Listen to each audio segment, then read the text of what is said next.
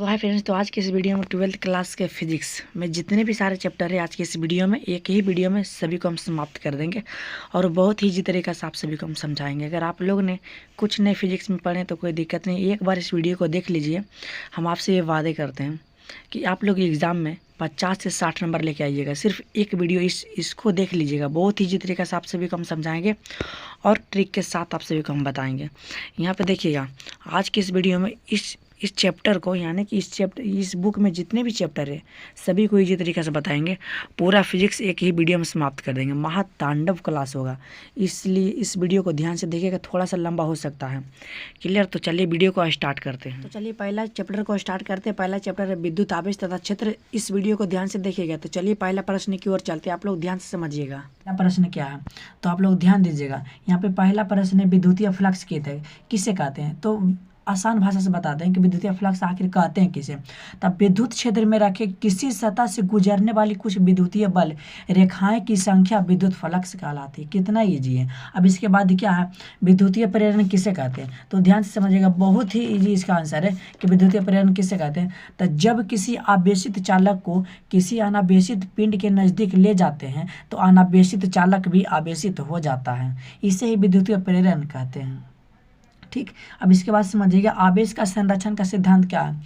तो बहुत ही ईजी है कि आवेश का संरक्षण का सिद्धांत यह है कि ब्रह्मांड में कुल आवेश संरक्षित रहता है। आवेश को ना तो उत्पन्न किया जा सकता है और ना ही इसे नष्ट किया जा सकता, बल्कि आवेश को एक रूप से दूसरे रूप में बदला जा सकता है। यही आवेश का संरक्षण का सिद्धांत कहता है। अब इसका बाद है आवेश का क्वांटीकरण किसे कहते हैं।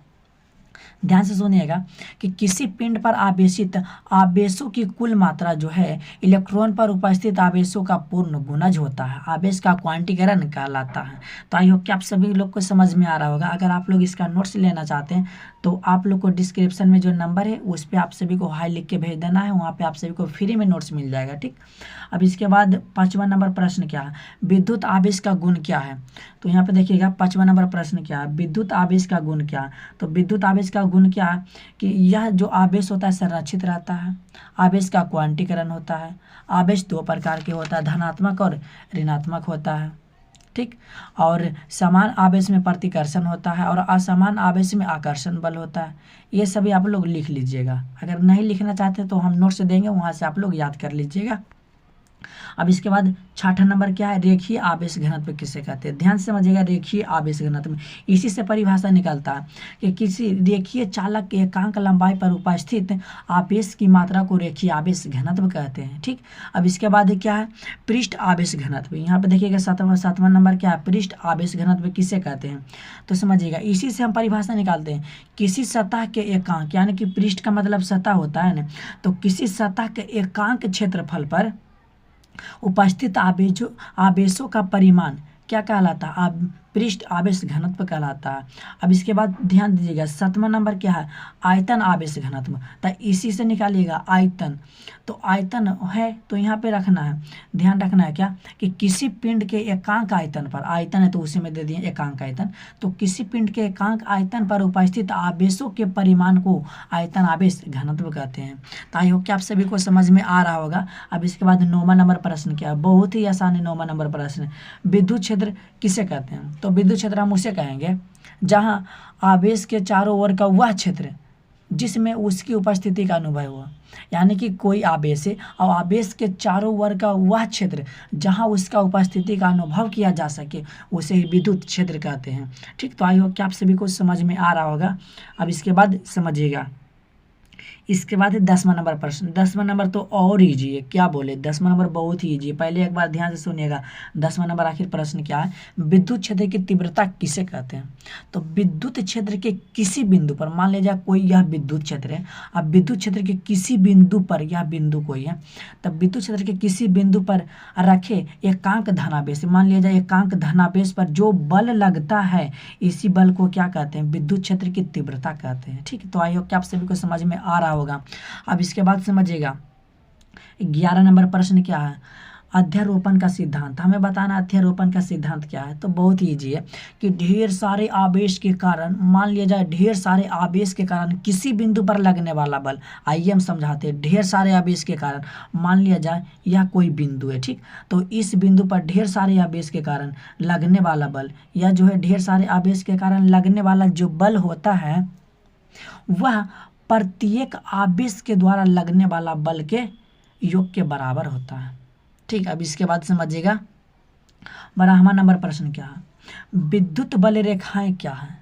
तो विद्युत बल रेखाएं क्या है, तो विद्युत क्षेत्र में एकांक धनावेश को रखने पर वह जिस पथ पर चलता है उसी पथ को विद्युत बल रेखाएं कहते हैं। फिर से समझिएगा हम क्या बोले हैं यहाँ पे कि विद्युत बल रेखाएं क्या है। तो विद्युत क्षेत्र में मान लिया जाए कोई यह विद्युत क्षेत्र है, तो विद्युत क्षेत्र में एकांक धनावेश को, मान लीजिए जाए या कोई एकांक धनावेश को रखने पर या जिस पथ पर चलता है, मान लिया जाए या इस पथ पर चल रहा है, इस इधर चल रहा है इस पथ को, तो इसी पथ को क्या बोलेंगे, विद्युत बल रेखाएं बोलेंगे, ठीक। तो आई हो कि आप सभी को समझ में आ रहा होगा। अब इसके बाद समझिएगा 13वां नंबर प्रश्न क्या है, विद्युत द्विध्रुव किसे कहते हैं। ये काफ़ी भी आई है। तो विद्युत द्विध्रुव किसे कहते हैं, तो ध्यान से समझिएगा। तो जब दो बराबर और विपरीत आवेश को एक दूसरे के अल्प दूरी पर रखते हैं तो उसे विद्युत द्विध्रुव कहते हैं, ठीक। अब इसके बाद 14 नंबर प्रश्न क्या है, ठीक, 14 नंबर वही है कि विद्युत द्विध्रुव आघूर्ण हमें बताना है। तो ध्यान से सुनिएगा, आवेश के परिमाण और उसके मध्य के बीच की दूरी के गुणनफल को ही विद्युत द्विध्रुव आघूर्ण कहते हैं। क्या बोले कि आवेश का परिमाण जो है और उसके मध्य के बीच की दूरी जो है उसका गुणनफल को विद्युत द्विध्रुव आघूर्ण कहते हैं, ठीक। तो आई होप कि आप सभी को समझ में आ रहा होगा। अब इसके बाद कूलम का नियम क्या है, वेरी सिंपल है। कूलम का नियम किसे कहते हैं, ध्यान समझिएगा। कूलम का नियम, तो दो आवेशों के बीच लगने वाला आकर्षण या प्रतिकर्षण बल दोनों आवेशों के गुणनफल का समानुपाती और उसके बीच की दूरी का वर्ग के व्युत्क्रमानुपाती होता है, कूलम का नियम कहलाता है, ठीक। अब इसके बाद यहाँ पे देखिएगा 16 नंबर प्रश्न क्या है, गैस नहीं यहाँ पे हो जाएगा गॉस, ठीक। तो इसे आप लोग सही कर लीजिएगा, टाइपिंग करने में थोड़ा गलती हो गया था। तो गॉस का आखिर नियम कहता है क्या, काफ़ी VVI, इसे आप लोग VVI एकदम कर लीजिएगा, ठीक, VVI। तो गॉस का प्रमेय या तो गॉस का नियम किसे कहते हैं, तो ध्यान से समझिएगा। इस नियम के अनुसार किसी बंद पृष्ठ से गुजरने वाली कुल विद्युतीय फ्लक्स उसके अंदर उपस्थित आवेशों का 1/, यहाँ पे समझिएगा 1/ε0 गुना होता है, गॉस का प्रमेय कहलाता है, ठीक। अब इसके बाद समझिएगा ठोस घन किसे कहते हैं, वेरी सिंपल है, ठोस घन। यहाँ क्या ठोस घन या तो ठोस घन, हाँ वही ठोस घन या ठोस घन नहीं, यहाँ पे ठोस घन, यहाँ पे घन कोण है, दोनों एक ही होता है। तो क्या बोले हैं कि किसी तल के अलग अलग जो बिंदु होता है एक बिंदु पर मिलाने से एक शंकु का निर्माण होता है, ठीक। एक उस शंकु का निर्माण होता है और उस शंकु पर जो कोण बनता है उसी कोण को ठोस कोण कहते हैं। हम क्या बोले, ध्यान से सुनिएगा कि किसी तल के अलग अलग रेखा, मान लीजिए कोई तल है, इसका अलग अलग रेखा है और इसे एक बिंदु पर मिलाने पर जो एगो शंकु प्राप्त होता है, ऐसा नहीं शंकु प्राप्त होता है, कैसे होता है हम बता देते हैं। एक शंकु प्राप्त होता है, ऐसे मान लीजिएगा कोई यह है और यहाँ पे कोई अलग अलग है, इसे एक बिंदु पर इस तरह से इसे मिला देंगे, जो शंकु प्राप्त होता है और इसके कोण पर, इसके शीर्ष पर जो कोण बनता है इसे ठोस कोण कहते हैं, ठीक। तो आई होप कि आप सभी को समझ में आ गया होगा। अब इसके बाद समझिएगा 18 नंबर प्रश्न क्या है, 18 नंबर प्रश्न क्या है, तो विद्युत बल रेखाएं क्या है। विद्युत बल रेखाएं जो इसके पीछे हम बताए हैं वही वाला प्रश्न है, विद्युत बल रेखाएं, ठीक। तो यहाँ पे देखिए विद्युत बल रेखाएं हम यहाँ पे बताए हैं, कितने नंबर प्रश्न है यहाँ पे, विद्युत बल रेखाएं, विद्युत बल रेखाएं कहाँ चला गया, विद्युत बल रेखाएं, यहाँ पर देखिएगा आप लोग 12 नंबर प्रश्न है, विद्युत बल रेखाएं, सेम वही वाला प्रश्न है, ठीक। तो इसे आप लोग समझ लिए होंगे, विद्युत बल रेखाएं। अब यहाँ प्रश्न कहता है क्या कि विद्युत बल रेखाएं एक दूसरे के क्यों नहीं काटता है, एक दूसरे के क्यों नहीं काटता है, यहाँ पे ये प्रश्न कह रहा है। तो इसलिए यहाँ पे ध्यान से सुनिएगा, ठीक है, कि विद्युत बल रेखाएं जो है एक दूसरे के क्यों नहीं काटता है। तो सुनिएगा कि विद्युत बल रेखाएं एक दूसरे को कभी नहीं काटती है, क्योंकि ऐसा होने पर काटान बिंदु पर दो स्पर्श रेखा खींची जा सकती हैं जो विद्युत क्षेत्र की दिशा बतलाती है। अतः एक बिंदु पर विद्युत क्षेत्र की दो दिशाएं संभव नहीं हो सकते हैं। यहाँ इसका कहने का अर्थ क्या हुआ, यहाँ पे ध्यान समझिएगा कि विद्युत बल रेखाएं एक दूसरे कभी नहीं काटती। मान लिया जाए एगो इधर जा रहा है एगो इधर जा रहा है, काट दिया तो यहाँ पर जो स्पर्श रेखा दो दिशा बताएगा, एगो इधर, जो कि संभव नहीं है, यह असत्य है। इसलिए जो है विद्युत बल रेखाएं काटती नहीं है। अब चलिए दूसरा चैप्टर की ओर चलते हैं, विद्युत विभव तथा धारिता। इस चैप्टर को ट्रिक से हम आप सभी को समझाएंगे, तो इसलिए वीडियो को ध्यान से समझिएगा। तो चलिए पहला प्रश्न की ओर चलते हैं। देखिएगा पहला प्रश्न क्या, विद्युत धारिता किसे कहते हैं। तो विद्युत धारिता आप लोग नोट कीजिएगा कॉपी में, नहीं कीजिएगा तो सिर्फ देखिए आपको याद हो जाएगा, ठीक। तो यहाँ पे देखिए विद्युत धारिता किसे कहते हैं। तो बहुत ही आसान है कि जब किसी चालक के विभव को, मान लीजिए कोई चालक है, तो जब कोई चालक के विभव को 1 वोल्ट बढ़ाने के लिए जितनी आवेश की मात्रा की आवश्यकता होती है उसे ही विद्युत धारिता कहते हैं। समझ में आया। फिर से हम बोलते हैं, आप लोग नोट कीजिए कि किसी चालक के विभव को, मान लीजिए कोई यह चालक है, तो इस चालक के विभव को 1 वोल्ट बढ़ाने के लिए इस पर जितनी वो आवश्यक, यानी कि इस पर जितनी भी आवेश की मात्रा की आवश्यकता होती है उसे ही विद्युत धारिता कहते हैं। तो आई होप कि आप सभी को समझ में आ गया होगा। अब इसी तरह से दूसरा प्रश्न क्या है, विद्युत विभवांतर किसे कहते हैं। तो बहुत आसान है, विद्युत विभवांतर किसे कहते हैं। तो इकाई धन आवेश को विद्युतीय क्षेत्र के किसी एक बिंदु से दूसरे बिंदु तक ले जाने में किए गए कार्य को विद्युत विभवांतर कहते हैं।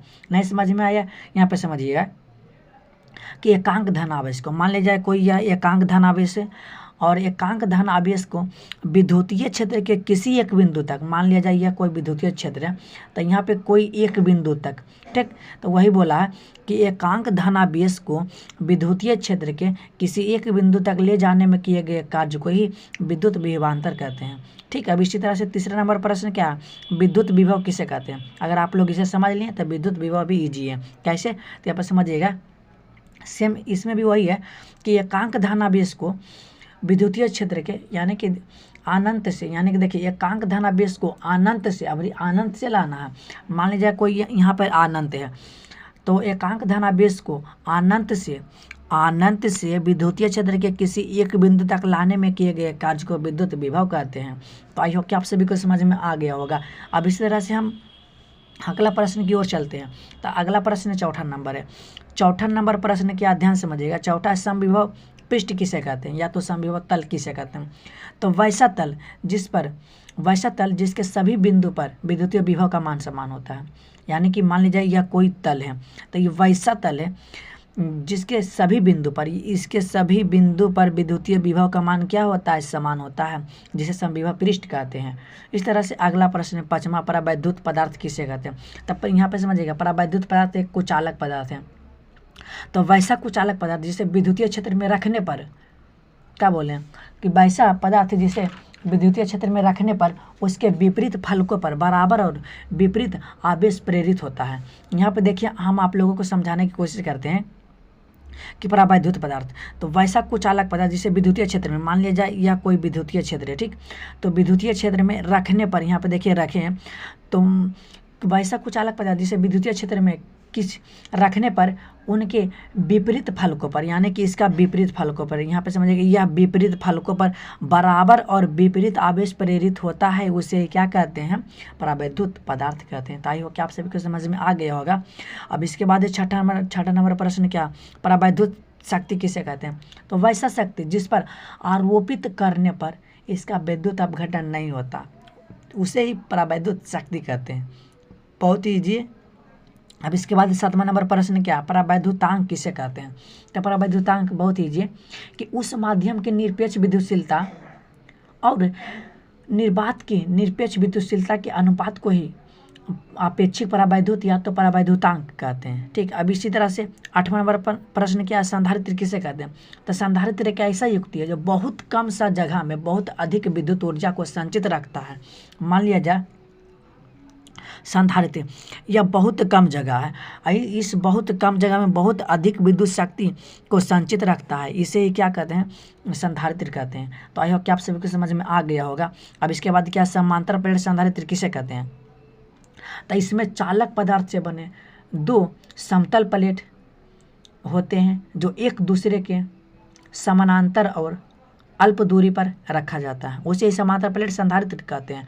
समझिएगा यहाँ पे देखिए क्या बोले, चालक पदार्थ से बने दो समतल प्लेट है। मान लीजिए यह चालक पदार्थ से बने दो समतल प्लेट है जिस समांतर क्रम में, इसे समांतर क्रम में रखें और एक दूसरे के अल्प दूरी पर रखें, बहुत ही कम दूरी पर, इसे ही समांतर प्लेट संधारित्र कहेंगे। ठीक, अब इसी तरह से वांडी ग्राफ जनित्र क्या है, तो वांडी ग्राफ जनित्र एक ऐसा जनित्र है जो उच्च वोल्टता का ऊर्जा प्रदान करता है। क्या बोले, वांडी ग्राफ जनित्र जो है ना उच्च विद्युत वोल्टता जनित्र है जो कुछ मिलियन वोल्ट की आपूर्ति करता है, इससे उच्च वोल्टता का विद्युत निकालता है, उसे क्या बोलते हैं, वांडी ग्राफ जनित्र। अब इसी तरह से अगला 11 नंबर प्रश्न क्या है, वांडी ग्राफ, यहाँ पे दोनों एक ही बार आ गया। ठीक, तो देखिए हम अगला प्रश्न की ओर चलते हैं। नहीं, यहाँ पे क्या है, यहाँ प्रश्न अलग है।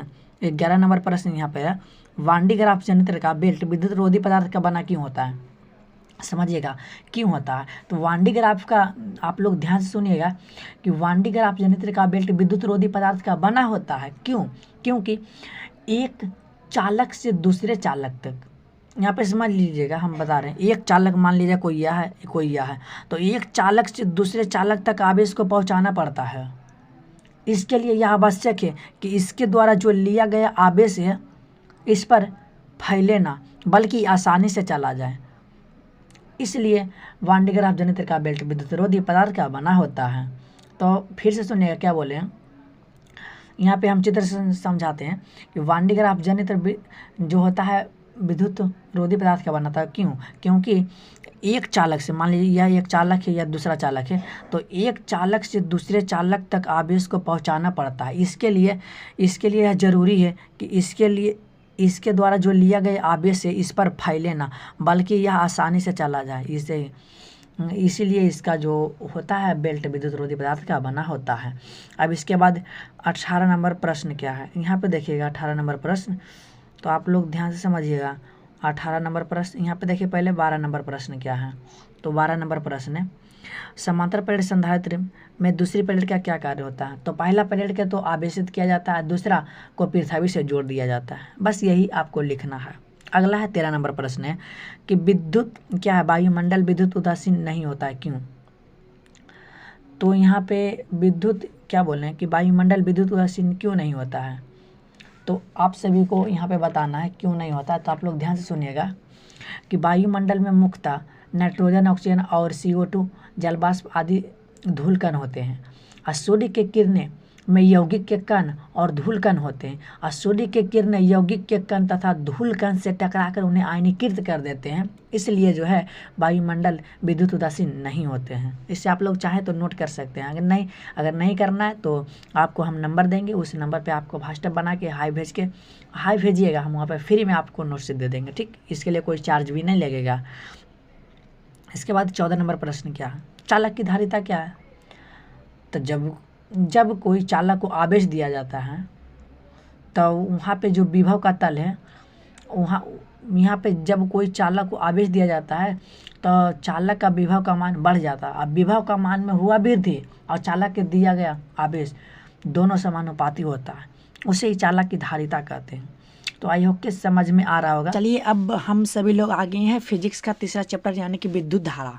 तो इस चैप्टर को बहुत ही इजी तरीका से आप सभी को हम समझाएंगे, तो ध्यान से इस वीडियो को देखिएगा। तो चलिए स्टार्ट करते हैं। तो पहला प्रश्न को ध्यान दीजिएगा, याद हो जाएगा।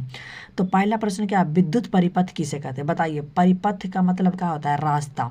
तो जिस रास्ता से होकर विद्युत धारा प्रवाहित होती है उसे विद्युत परिपथ कहते हैं। बोलिए, इससे इजी आपको कहीं नहीं मिल सकता है।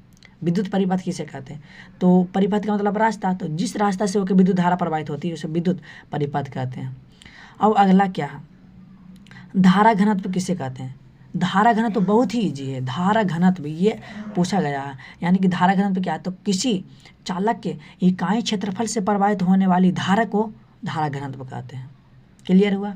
अब इस तरह से तीसरा नंबर प्रश्न क्या, प्रतिरोध या प्रतिरोधकता किसे कहते हैं। तो चालक का प्रतिरोधकता चालक के लंबाई का समानुपाती तथा अनुप्रस्थ काट के क्षेत्रफल का व्युत्क्रमानुपाती होता है। इसे आप लोग नोट कीजिएगा, बहुत ही आसान तरीका से है। अब इसी तरह से यहाँ पे समझिएगा, अगला प्रश्न की ओर हम चलते हैं। तो अगला प्रश्न ध्यान दीजिएगा, अगला है 4 नंबर प्रश्न क्या है। 4 नंबर है विद्युत शक्ति किसे कहते हैं। विद्युत शक्ति किसे कहते हैं? तो ध्यान समझिएगा, प्रति सेकंड में किसी उपकरण के द्वारा जितना ऊर्जा का उपयोग होता है उसे विद्युत शक्ति कहते हैं। किसे यहाँ पे क्या बोल रहे हैं कि प्रति सेकंड में, यानी कि प्रति सेकंड में किसी उपकरण के द्वारा, कोई भी उपकरण है उसके द्वारा जितना भी ऊर्जा का उपयोग हुआ उसे विद्युत शक्ति कहते हैं। अगला प्रश्न क्या है यहाँ पे देखिएगा, अगला प्रश्न विद्युत वाहक बल किसे कहते हैं? तो विद्युत वाहक बल किसे कहते हैं? तो किसी परिपथ, यहाँ क्या बोले, किसी परिपथ में आवेश को प्रवाहित करने के लिए सेल के द्वारा जितना ऊर्जा की आवश्यकता होती है उसे विद्युत वाहक बल कहते हैं। क्या बोले कि विद्युत वाहक बल हम उसे कहेंगे जो आवेश को प्रवाहित करने के लिए सेल के द्वारा जितना भी ऊर्जा की आवश्यकता होती है उसे विद्युत वाहक बल कहेंगे। ठीक, अब इसके बाद समझिएगा संवहन। संवहन किसे कहते हैं? तो संवहन आप लोग ध्यान दीजिएगा, तो संवहन किसे कहते हैं? तो किसी चालक के सेलों के बीच विभवांतर दिया जाता है, यानी कि कोई भी चालक है तो चालक के सेलों के बीच विभवांतर दिया जाता है, तब चालक का जो मुक्त इलेक्ट्रॉन होता है जिस वेग से गतिशील करता है उसे संवहन या तो अनुगमन वेग कहते हैं। आप लोग नोट कीजिएगा, कैसे आप लोग एग्जाम में लिखिएगा कि कोई भी चालक, समझ रहे हैं कि कोई भी चालक के सिरों के बीच विभवांतर दिया जाता है। क्या बोले, कोई भी चालक के सिरों के बीच जब विभवांतर दिया जाता है तब चालक का जो मुक्त इलेक्ट्रॉन होता है जिस वेग से गतिशील करता है उसे संवहन वेग कहते हैं। अब इसके बाद मुक्त इलेक्ट्रॉन किसे कहते हैं?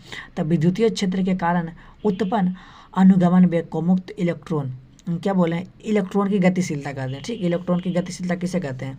तो विद्युतीय क्षेत्र के कारण उत्पन्न अनुगमन वेग को ही इलेक्ट्रॉन की गतिशीलता कहते हैं। इसके बाद कार्बन प्रतिरोध क्या है? तो कार्बन के चूर्ण से बने प्रतिरोध को कार्बन प्रतिरोध कहते हैं।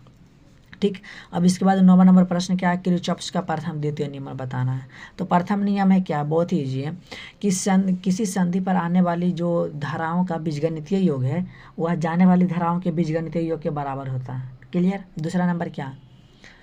तो किसी बंद परिपथ में प्रवाहित होने वाली धाराओं तथा प्रतिरोध के गुणनफल का योग तथा परिपथ में जुड़े विद्युत वाहक बल के योग के बराबर होता है। क्लियर? अब इसके बाद क्या? 10 नंबर है, टर्मिनल विभवांतर किसे कहते हैं? तो आप लोग ध्यान दीजिएगा, टर्मिनल विभवांतर किसे कहते हैं? तो किसी बंद परिपथ में दोनों टर्मिनलों के बीच विभवांतर को टर्मिनल विभवांतर कहेंगे। अब इसके बाद है आंतरिक प्रतिरोध किसे कहते हैं? ध्यान दीजिएगा, आंतरिक का मतलब अंदर, प्रतिरोध का मतलब रुकावट। तो बैटरी के भीतर सेल के इलेक्ट्रोड लाइट के द्वारा जो रुकावट उत्पन्न होता है उसे आंतरिक प्रतिरोध कहते हैं। अब इसके बाद समझिएगा विद्युत धारा का असीमित प्रभाव किसे कहते हैं? तो जब किसी चालक में विद्युत धारा प्रवाहित करते हैं तो चालक जो होता है गर्म हो जाता है, उसे विद्युत धारा का असीमित प्रभाव कहेंगे। क्लियर? अब यहाँ पे देखिएगा जूल का नियम, ध्यान दीजिएगा, जूल का नियम क्या कहता है कि इस नियम के अनुसार किसी चालक में उत्पन्न ऊष्मा को, यहाँ पे क्या है, ऊष्मा को मान चालक से प्रवाहित होने वाली धारा का वर्ग तथा चालक का प्रतिरोध एवं समय पर निर्भर करता है, जूल का नियम कहलाता है। अब इसके बाद है विभव मापी किसे कहते हैं? तो विभव मापी एक ऐसा युक्ति है जिसका उपयोग कहाँ किया जाता है? तो विद्युत वाहक बल तथा आंतरिक प्रतिरोध मापने के लिए किया जाता है। अब इसके बाद ताप युग्म किसे कहते हैं? ताप युग्म, तो ताप युग्म बहुत ही ईजी है, तो आप लोग ध्यान दीजिएगा, ताप युग्म आखिर कहते हैं किसे? तो जब दो पदार्थ को आपस में एक दूसरे के साथ दोनों संधियों के बीच कुछ तापांतर रखते हुए जोड़ देते हैं उसे ही ताप युग्म कहते हैं। अब इसके बाद है सेविक प्रभाव क्या है? सेविक प्रभाव, तो यहाँ पे समझिएगा कि ताप युग्म के दोनों संधियों के बीच तापांतर के कारण उत्पन्न विद्युत को ही सेविक प्रभाव कहते हैं। अब इसके बाद क्या है? लास्ट नंबर क्या है? यहाँ पे ध्यान दीजिएगा, लास्ट नंबर है पोलिटियर प्रभाव क्या है? तो यहाँ पे समझिएगा, यदि यहाँ पे क्या ताप युग्म के संधियों से अगर विद्युत धारा प्रवाहित होती है तो उस संधि पर या तो ऊष्मा का अवशोषित होती है या तो ऊष्मा उत्पन्न होता है, इसे पोलिटियर प्रभाव कहते हैं। तो आप चलिए दोस्तों, आप फिजिक्स का चौथा चैप्टर में आ गए हैं, यानी कि गतिमान आवेश तथा चुंबकत्व। तो इसका पहला प्रश्न आप लोग ध्यान दीजिएगा। लॉरेंज बल आखिर कहते हैं, किसे? ध्यान सुनिएगा, तो जब आवेशित कण ऐसे क्षेत्र में गति कर रहा है जहाँ विद्युतीय और चुंबकीय क्षेत्र दोनों उपस्थित हो तो आवेशित कण पर कुल बल लॉरेंज बल कहलाता है। ध्यान से समझिएगा, हम फिर से आप सभी को समझा देते हैं। क्या बोलें कि जब कोई आवेशित कण, मान लिया जाए कोई यह क्षेत्र है, तो जब कोई आवेशित कण ऐसे क्षेत्र में गति कर रहा है, कोई कण है तो ऐसे क्षेत्र में गति कर रहा है जहाँ क्या बोले विद्युतीय और चुंबकीय क्षेत्र दोनों पर स्थित हो, तो इसके द्वारा जो इस पर बल लगेगा इसे लॉरेंज बल कहते हैं। ठीक, तो आई होप कि आप समझ लिए होंगे। अब इसके बाद तीसरा नंबर प्रश्न को समझिएगा। तीसरा का एम्पियर का परिपथीय नियम। तो ध्यान से समझिएगा, एम्पियर का परिपथीय नियम क्या कहता है कि किसी बंद वक्र के लिए चुंबकीय क्षेत्र B का रेखीय समाकलन बंद वक्र द्वारा घिरी कुल धारा का म्यू नॉट गुना होता है। ठीक, तो इसे आप लोग चाहें तो नोट कर सकते हैं। अब इसके बाद क्या, चौथा नंबर प्रश्न क्या, विद्युत धारा का चुंबकीय प्रभाव क्या।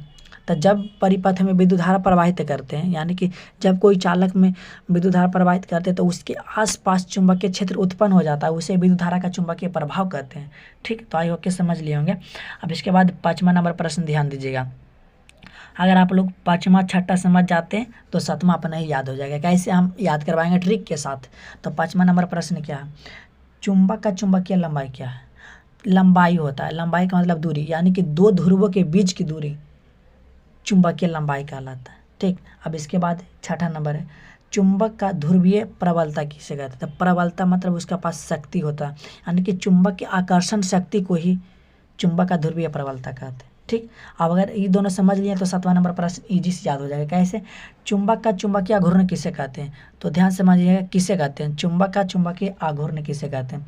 तो यहाँ पे आप सभी को परिभाषा इस तरह से लिखना है कि चुंबक का ध्रुवीय प्रबलता और चुंबक का चुंबकीय लंबाई के गुणनफल को ही चुंबक का चुंबकीय आघूर्ण कहते हैं। हम क्या बोल रहे हैं यहाँ पे समझिएगा, चुंबक का ध्रुवीय प्रबलता और लेना है क्या, चुंबक का चुंबकीय लंबाई, ये दोनों के गुणनफल को ही क्या हम बोलेंगे, तो चुंबक का चुंबकीय आघूर्ण बोलेंगे। तो आई होप कि आप सभी को समझ में आ गया होगा। अब इसके बाद 8वां नंबर पर प्रश्न क्या है, साइक्लोट्रॉन क्या है। तो साइक्लोट्रॉन एक ऐसा युक्ति है जिसका उपयोग धन आवेशित कणों को त्वरित करके बहुत अधिक ऊर्जा प्रदान करने के लिए किया जाता है, साइक्लोट्रॉन कहलाता है। ठीक, अब इसके बाद समझिएगा साइक्लोट्रॉन की सीमा तथा उपयोग लिखना। तो इसका सीमा यही है, पहला सीमा सुनिएगा क्या है। तो इसका सीमा है कि यह आवेशित कणों को त्वरित नहीं किया जाता, यानी कि साइक्लोट्रॉन के द्वारा आवेशित कणों को त्वरित नहीं किया जा सकता है। और दूसरा क्या है कि इलेक्ट्रॉन के कणों को भी त्वरित नहीं किया जा सकता है। और इसका उपयोग समझ लीजिए, इसका उपयोग क्या होता है, धनावेशित कणों को त्वरित करने के लिए किया जाता है। ठीक, अब इसके बाद है कि साइक्लोट्रॉन का उपयोग ठोसों में आयन को मिलाकर उसकी गुणवत्ता बढ़ाने के लिए किया जाता है।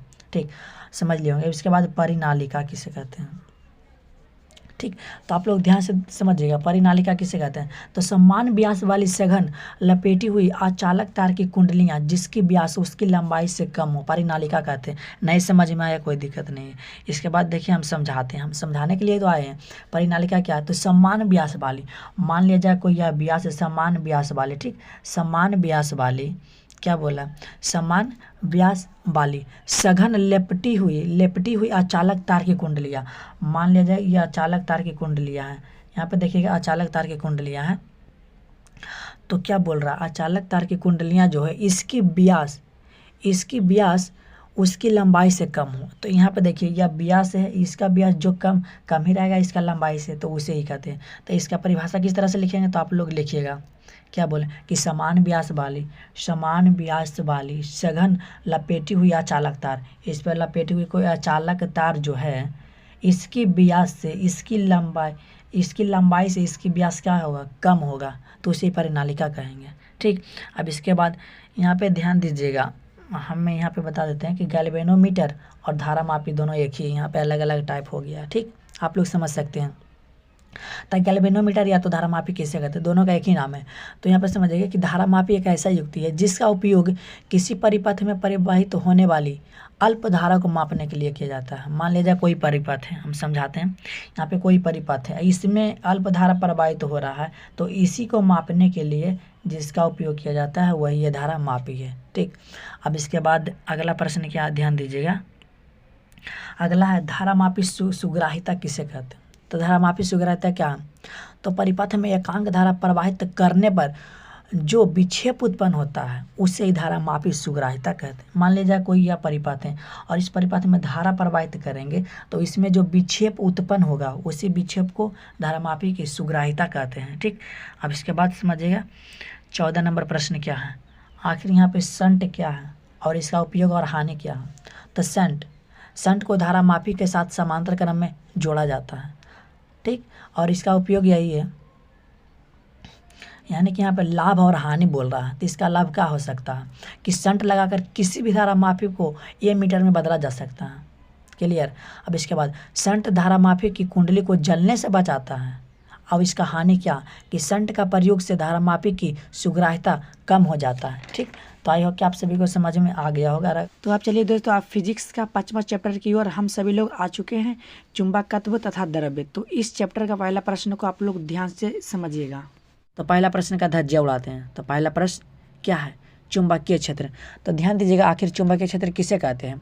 तो किसी चुंबक के चारों ओर का वह क्षेत्र जहां उसकी उपस्थिति का अनुभव एक छोटे से चुंबक के द्वारा किया जाता है। नहीं समझे कोई दिक्कत नहीं है, यहाँ पे समझिएगा क्या बोले हैं कि किसी चुंबक के चारों ओर का वह क्षेत्र, मान लिया जाए यह कोई चुंबक है, तो चुंबक के चारों ओर का वह क्षेत्र जिसमें इसका उपस्थिति का अनुभव एक छोटे से चुंबक के द्वारा किया जाता है उसे चुंबकीय क्षेत्र कहते हैं। आई होप के समझ में आ गया होगा।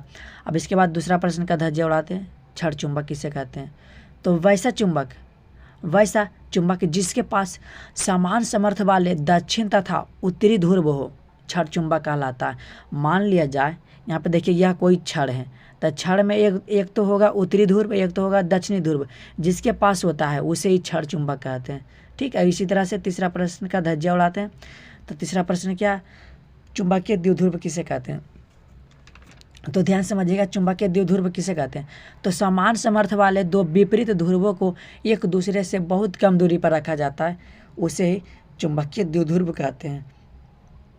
समझिएगा यहाँ क्या बोले हैं, समान समर्थ वाले, मान लिया जाए समान समर्थ वाले एगो यहाँ पे है और एगो यहाँ पे है कि नहीं। समान समर्थ वाले दो विपरीत ध्रुवों को एक दूसरे के बहुत कम दूरी पर रखा जाता है, या मान लीजिए बहुत ही कम दूरी पर रखा जाता है, इसे ही चुंबकीय द्विध्रुव कहते हैं। ठीक है, अब इसी तरह से अगला प्रश्न को समझिएगा। चौथा नंबर प्रश्न क्या है, चुंबकीय द्विध्रुव आघूर्ण किसे कहते हैं। तो समझिएगा, अगर इसे आप लोग समझ लिए तो ये भी ईजी है। कैसे, यहाँ पे समझिएगा कि चुंबकीय क्षेत्र को निर्माण करने वाले, इसका जो निर्माण करने वाला होता है, चुंबकीय द्विध्रुव को निर्माण करने वाले ध्रुवों में से एक ध्रुव और दूसरे ध्रुव के बीच के दूरी के गुणनफल को ही चुंबकीय द्विध्रुव कहते हैं, यानी कि चुंबकीय द्विध्रुव आघूर्ण कहते हैं। ठीक, अब अगला प्रश्न ध्यान दीजिएगा। तो दिक्पात कोण किसे कहते हैं। तो समझिएगा दिक्पात कोण, तो भौगोलिक याम्योत्तर तथा चुंबकीय याम्योत्तर के बीच के कोण को दिक्पात कोण कहते हैं। ठीक, अब इसके बाद छठा नंबर क्या, नमन कोण किसे कहते हैं। तब यहाँ पे समझिएगा कि पृथ्वी के चुंबकीय क्षेत्र तथा क्षैतिज दिशा के बीच के कोण को ही नमन कोण कहते हैं। क्लियर हो गया होगा। अब इसके बाद 7वां नंबर प्रश्न क्या, ध्यान दीजिएगा। 7वां की पृथ्वी के चुंबकीय क्षेत्र का क्षैतिज घटक किसे कहते हैं। तो समझिएगा कि पृथ्वी के चुंबकीय क्षेत्र के कुल तीव्रता को ही क्षैतिज घटक कहते हैं। समझ में आया। अब इसके बाद समझिएगा प्रतिचुंबकीय पदार्थ किसे कहते हैं। तो अगर आप लोग प्रतिचुंबकीय समझ जाते हैं तो अनुचुंबकीय, लौह चुंबकीय, तीनों का एक ही डिफिनेशन होता है, सिर्फ उसमें एक अंतर होता है, हम बताएंगे। ठीक, क्या होता है पहले समझिएगा प्रतिचुंबकीय किसे कहते हैं। ध्यान से सुनिएगा कि वैसा चुंबकीय पदार्थ, क्या बोले कि वैसा चुंबकीय पदार्थ जो आरोपी चुंबकीय क्षेत्र के विपरीत दिशा में, क्या बोले यहाँ पे विपरीत दिशा, याद रखना है, विपरीत दिशा में दुर्बलता से चुंबकत्व होता है, प्रतिचुंबकीय पदार्थ कहलाता है। वहाँ पे सिर्फ विपरीत ध्यान रखना है। और उसी तरह से यहाँ पे हम बात करते हैं अनुचुंबकीय पदार्थ के। तो देखिए अनुचुंबकीय पदार्थ क्या है, सेम उसी तरह है कि वैसा चुंबकीय पदार्थ जो आरोपित चुंबकीय क्षेत्र के वहाँ पे विपरीत दिशा था, यहाँ पे सिर्फ दिशा हो जाएगा। चुंबकीय क्षेत्र के दिशा में दुर्बलता से चुंबकत्व होता है, उसे अनुचुंबकीय पदार्थ कहते हैं। ठीक, तो उसी तरह से लौह चुंबकीय क्या है, तो वहाँ पे दुर्बलता था, यहाँ सिर्फ प्रबलता हो जाएगा, बाकी सेम वही रहेगा कि वैसा चुंबकीय पदार्थ जो आरोपित चुंबकीय क्षेत्र के दिशा में प्रबलता से चुंबकत्व होता है, लौह चुंबकीय पदार्थ कहलाता है। क्लियर हो गया होगा। अब इसके बाद समझिएगा अगला क्या है, चुंबकीय क्षेत्र की तीव्रता किसे कहते हैं। अगला प्रश्न है, इसका धज्जियां उड़ाते हैं। चुंबकीय क्षेत्र का तीव्रता किसे कहते हैं? तो चुंबक क्षेत्र के किसी बिंदु पर, कोई भी बिंदु है चुंबक क्षेत्र, यहाँ पे हम समझा देते हैं आप सभी को। कोई भी चुंबक क्षेत्र है, मान लीजिए यह कोई चुंबक क्षेत्र है, तो चुंबकीय क्षेत्र के किसी बिंदु पर, यह मान लिया कोई बिंदु पर एकांक उत्तरी ध्रुव पर क्रियाशील होने वाला बल चुंबकीय क्षेत्र की तीव्रता कहलाता है। क्लियर हो गया होगा। अब इसके बाद समझिएगा क्यूरी ताप किसे कहते हैं। क्यूरी ताप बहुत ही ईजी है कि वह ताप जिस पर लौह चुंबकीय पदार्थ जो है अन्य चुंबकीय पदार्थ में बदल जाता है, क्यूरी ताप कहलाता है। क्लियर हो गया होगा। अब इसके बाद है उदासीन, हम समझा देते हैं उदासीन किसे कहते हैं। तो समझिएगा कि उदासीन, आखिर उदासीन बिंदु कहते हैं क्या, ध्यान से समझिएगा। समझिएगा उदासीन बिंदु क्या, तो किसी स्थान पर, क्या बोलें, किसी स्थान पर चुंबकीय क्षेत्र का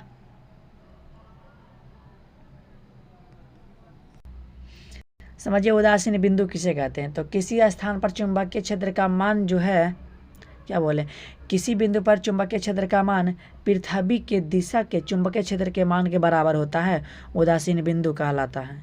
आगे धारणशीलता किसे कहते हैं। तो चुंबकीय क्षेत्र तथा चुंबकीय क्षेत्र के तीव्रता के अनुपात को ही धारणशीलता कहते हैं। तो आई होप कि आप सभी को ये सारे प्रश्न क्लियर हो गए होंगे। लोग ध्यान दीजिएगा, अब हम सभी लोग आ गए हैं फिजिक्स का छठा चैप्टर की ओर, विद्युत चुंबकीय प्रेरण। तो आप लोग ध्यान से समझिएगा। तो पहला प्रश्न की ओर ध्यान दीजिएगा, समझिएगा। पहला प्रश्न का धज्जियां उड़ाते हैं आप लोग, ध्यान से समझिएगा। पहला प्रश्न क्या है, चुंबकीय प्रेरण किसे कहते हैं। तो ध्यान से समझिएगा, प्रेरण तो क्या बोल रहा है कि किसी चालक को किसी परावर्तित चुंबकीय प्रेरण के सहायता से विद्युत चुंबकीय क्षेत्र को उत्पन्न करने की घटना चुंबकीय प्रेरण कहलाता है।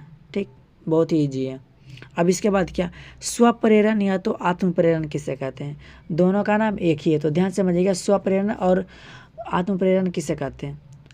तो किसी कुंडली का वह गुण जिसके कारण कुंडली में स्वयं अपने से प्रवाहित धारा में किसी प्रकार के परिवर्तन का विरोध करता है, अपने से ही परिवर्तन का विरोध करता है, उसे स्वप्रेरण कहते हैं। क्लियर। अब इसके बाद अन्योन्य प्रेरण किसे कहते हैं। अन्योन्य प्रेरण किसे कहते हैं, तो जब किसी कुंडली से प्रवाहित होने वाली विद्युत धारा का मान समय के साथ परिवर्तित किया जाता है, तब उसमें विद्युत वाहक बल उत्पन्न हो जाता है, और इसी घटना को क्या कहते हैं, अन्योन्य प्रेरण कहते हैं। क्लियर हो गया होगा। अब इसके बाद समझिएगा चौथा नंबर प्रश्न क्या है, स्वप्रेरण गुणांक या स्वप्रेरकत्व किसे कहते हैं। दोनों का नाम एक ही है, तो ध्यान से समझिएगा, बहुत ही ईजी है। तो आप लोग ध्यान से समझिएगा। तो क्या कहता है आंसर कि किसी कुंडली में एकांक धारा में, क्या बोले, कि किसी कुंडली में एकांक धारा में परिवर्तन के कारण प्रेरित होने वाले विद्युत वाहक बल को क्या कहते हैं, स्वप्रेरण गुणांक कहते हैं। बहुत ही ईजी, फिर से सुनिएगा कि किसी कुंडली में एकांक धारा में परिवर्तन के कारण, जो कोई कुंडली है, कुंडली में एकांक धारा में जो परिवर्तन के कारण जो विद्युत वाहक बल उत्पन्न होता है, उसे क्या बोले, स्वप्रेरण कहते हैं। क्लियर हो गया होगा। अब इसके बाद अन्योन्य प्रेरण गुणांक किसे कहते हैं। तो ध्यान से समझिएगा कि अन्योन्य प्रेरण गुणांक किसे कहते हैं। तो जब किसी कुंडली का अन्योन्य प्रेरण गुणांक द्वितीयक प्रेरण में प्रेरित हो विद्युत वाहक बल है जो प्राथमिक कुंडली में धारा के एकांक परिवर्तन के कारण प्रेरित होता है, अन्योन्य प्रेरण गुणांक कहलाता है। ध्यान से सुनिएगा, क्या बोलें कि किसी कुंडली का अन्योन्य प्रेरण गुणांक द्वितीय प्रेरण में परावर्तित हो, वह परावर्तित होता है तो विद्युत वाहक बल उत्पन्न होता है, जो प्राथमिक कुंडली में धारा के एकांक परिवर्तन के कारण प्रेरित होता है, अन्योन्य प्रेरण गुणांक कहलाता है। क्लियर हो गया होगा। अब इसके बाद भावर धारा किसे कहते हैं। तो भावर धारा, तो जब किसी धातु से चुंबकीय फ्लक्स में परिवर्तित किया जाता है तो उसमें जो है विद्युत वाहक बल उत्पन्न होता है, तो वही भावर धारा कहलाता है। लेंज का नियम किसे कहते हैं। तो जब किसी कुंडली से चुंबकीय फ्लक्स में परिवर्तित होता है तो क्या होता है, जब परिवर्तित होता है यानी कि कुंडली से चुंबकीय फ्लक्स में परिवर्तित होता है तो कुंडली विद्युत वाहक बल प्रेरित हो जाता है। प्रेरित विद्युत वाहक बल की दिशा इस प्रकार होता है कि यह प्रेरण के कारकों का ही विरोध करता है। लेंज का नियम कहलाता है। क्लियर हो गया होगा। फ्राइडे का विद्युत, यहाँ पे आप सभी को दिख नहीं रहा होगा, यहाँ पे देखिएगा प्रश्न क्या कहता है, फ्राइडे के विद्युत चुंबकीय प्रेरण का प्रथम नियम क्या कहता है। ध्यान से समझिएगा क्या है इसका प्रथम नियम है। तो चलिए हम आप सभी को समझाते हैं। तो यहाँ पे समझिएगा प्रथम नियम क्या है कि जब कोई भी कुंडली से चुंबकीय फ्लक्स से परावर्तित होता है तो कुंडली में विद्युत वाहक बल उत्पन्न हो जाता है, जो तब तक रहता है जब तक कि कुंडली से संबंधित चुंबकीय फ्लक्स परावर्तित ना रहती है, यानी कि परावर्तित होती रहती है। क्लियर, फिर से सुनिएगा कि जब किसी कुंडली से संबंध चुंबकीय फ्लक्स से परावर्तित होता है तो कुंडली में विद्युत वाहक बल उत्पन्न हो जाती है, जो तब तक रहता है जब तक कि कुंडली से संबंधित चुंबकीय फ्लक्स परावर्तित होती रहती है। क्लियर। अब इसी तरह से इसका दूसरा नियम क्या कहता है, इसका क्या है, फ्राइडे के विद्युत चुंबकीय का द्वितीय नियम यहाँ होगा, यहाँ पे छूट गया होगा। द्वितीय नियम क्या कहता है कि प्रेरित विद्युत वाहक बल तथा कुंडली में फेरों की संख्या तथा कुंडली से संबंध चुंबकीय फ्लक्स में परिवर्तन की दर के सीधा समानुपाती होता है। क्लियर हो गया होगा। अब इसके बाद समझिएगा अगला क्या है, गतिमान विद्युत वाहक बल किसे कहते हैं। तो गतिमान विद्युत वाहक बल किसे कहते हैं, तो जब किसी बंद परिपथ के गति के कारण उसके क्षेत्रफल में परिवर्तन के कारण उत्पन्न विद्युत वाहक बल को गतिमान विद्युत वाहक बल कहते होंगे। तो आई होप कि आप सभी को समझ में आ गया होगा। ये आप सभी का आ गया है फिजिक्स का 7वां चैप्टर यानी कि प्रत्यावर्ती धारा। तो इसका भी पहला प्रश्न ध्यान दीजिएगा। तो चलिएगा पहला प्रश्न क्या है, प्रत्यावर्ती धारा किसे कहते हैं। तो वैसा धारा जिसका परिमाण तथा दिशा समय के साथ बदलता है प्रत्यावर्ती धारा कहलाता है। क्लियर हो गया होगा। अब इसके बाद क्या है, नियत धारा किसे कहते हैं। तो वैसा धारा जिसका परिमाण और दिशा समय के साथ नहीं बदलता है नियत धारा कहलाता है। क्लियर हो गया होगा। अब इसके बाद क्या है, प्रत्यावर्ती धारा का औसत मान किसे कहते हैं। तो इसे ध्यान से सुनिएगा कि वैसा धारा जो किसी परिपथ में, जो भी कोई भी परिपथ है और एक निश्चित समय अंतराल में उतना ही आवेश की मात्रा प्रदान किया जाता है, उतना ही आवेश की मात्रा प्रदान किया जाता है जितना कि प्रत्यावर्ती धारा के आधा चक्र के द्वारा आवेश की मात्रा को प्रदान किया जाता है। यानी कि जितना जो प्रत्यावर्ती धारा के आधा चक्र होता है, यानी कि जितना आधा चक्र आवेश देगा उतना ही आवेश को वह प्रदान करेगा, जितना आधा चक्र देगा उतना ही वह प्रदान करेगा। ठीक, तो वही है। तो इसे किस तरह से लिखेंगे, तो आप सभी को लिखना है कि वैसा धारा जो किसी विद्युत परिपथ में निश्चित समय अंतराल में उतना ही आवेश की मात्रा प्रदान करते हैं। कितना, जितना आधा चक्र देगा उतना ही नहीं। तो इसके बाद जितना उसी परिपथ में प्रत्यावर्ती धारा के आधा चक्र के द्वारा आवेश की मात्रा को प्रदान किया जाता है प्रत्यावर्ती धारा का औसत मान कहलाता है। अब इसके बाद क्या है, वांटहीन धारा किसे कहते हैं। तो ध्यान समझिएगा वांटहीन धारा किसे कहते हैं। तो परिपथ में व्यतीत शक्ति का मान शून्य के बराबर होता है। क्या बोले हैं कि परिपथ में व्यतीत शक्ति का मान जो होता है शून्य के बराबर होता है, वांटहीन धारा कहलाता है। ठीक, अब इसके बाद क्या है, प्रत्यावर्ती धारा में यहाँ क्या है, प्रतिवर्ती धारा में प्रतिघात एवं प्रतिबाधा क्या है। तो इसे ध्यान से समझिएगा। तो इससे आप लोग क्या, यहाँ पे हम बात करते हैं सबसे पहले प्रतिघात के बारे में। तो समझिएगा प्रतिघात क्या है। तो एल परिपथ एवं सी परिपथ के प्रतिरोध को प्रतिघात कहते हैं। क्लियर। यहाँ पे देखिएगा प्रतिघात में क्या था, एल और सी था, और यहाँ पे प्रतिबाधा में कुछ नहीं करना, इसके आगे आर लगा देना है और इसके आगे भी आर लगा देना है। ठीक, तो इसी पर निकलेगा कैसे। तो एल यहाँ पे क्या, एल आर परिपथ एवं सी आर परिपथ के प्रतिरोध को ही क्या कहते हैं, प्रतिबाधा कहते हैं। क्लियर हो गया होगा। अब इसके बाद है समझिएगा चौक कुंडली किसे कहते हैं। ध्यान समझिएगा चौक कुंडली किसे कहते हैं। तो बहुत ही आसान है कि चौक कुंडली आखिर कहते हैं किसे। तो समझिएगा कि वैसा कुंडली, क्या बोले कि वैसा कुंडली जो परिपथ में, कोई कुंडली है तो वैसा कुंडली जो परिपथ में विद्युत ऊर्जा को हानि किए बिना ही धारा को नियंत्रित करने का कार्य करता है, चौक कुंडली कहलाता है। क्लियर। चोक कुंडली किसे कहते हैं? अगर आपके एग्जाम में पूछा तो अपना ही भाषा में लिखेगा कि वैसा कुंडली जो परिपथ में विद्युत धारा को हानि नहीं पहुंचाता है और हानि नहीं पहुंचाता है और धारा को नियंत्रित रखने का कार्य करता है, उसे चोक कुंडली कहते हैं। क्लियर। अब इसके बाद अवमंदित दोलन किसे कहते हैं? तो वैसा दोलन जिसका आयाम जो है समय के साथ घटती है और एक निश्चित समय पर समाप्त हो जाती है, अवमंदित दोलन कहलाती है। क्लियर हो गया होगा। अब इसके बाद ट्रांसफार्मर क्या है समझिएगा, इसे ध्यान से सुनिएगा। तो ट्रांसफार्मर एक ऐसा युक्ति है जिसकी सहायता से क्या होता है ना कि उच्च धारा के निम्न प्रत्यावर्ती वोल्टता को, यानी कि देखो उच्च धारा के निम्न प्रत्यावर्ती वोल्टता को अवज्ञा निम्न धारा की उच्च प्रत्यावर्ती वोल्टता में तथा निम्न धारा के उच्च प्रत्यावर्ती वोल्टता का उच्च धारा की निम्न प्रत्यावर्ती में परावर्तित करता है। इसे आप लोग 1 से 2 बार सुनिएगा, याद हो जाएगा। ठीक, कुछ नहीं है, उसे सिर्फ दोहराया गया है। तो आई होप के समझ में आ गया होगा। अब इसके बाद समझिएगा ऊंचाई ट्रांसफार्मर किसे कहते हैं?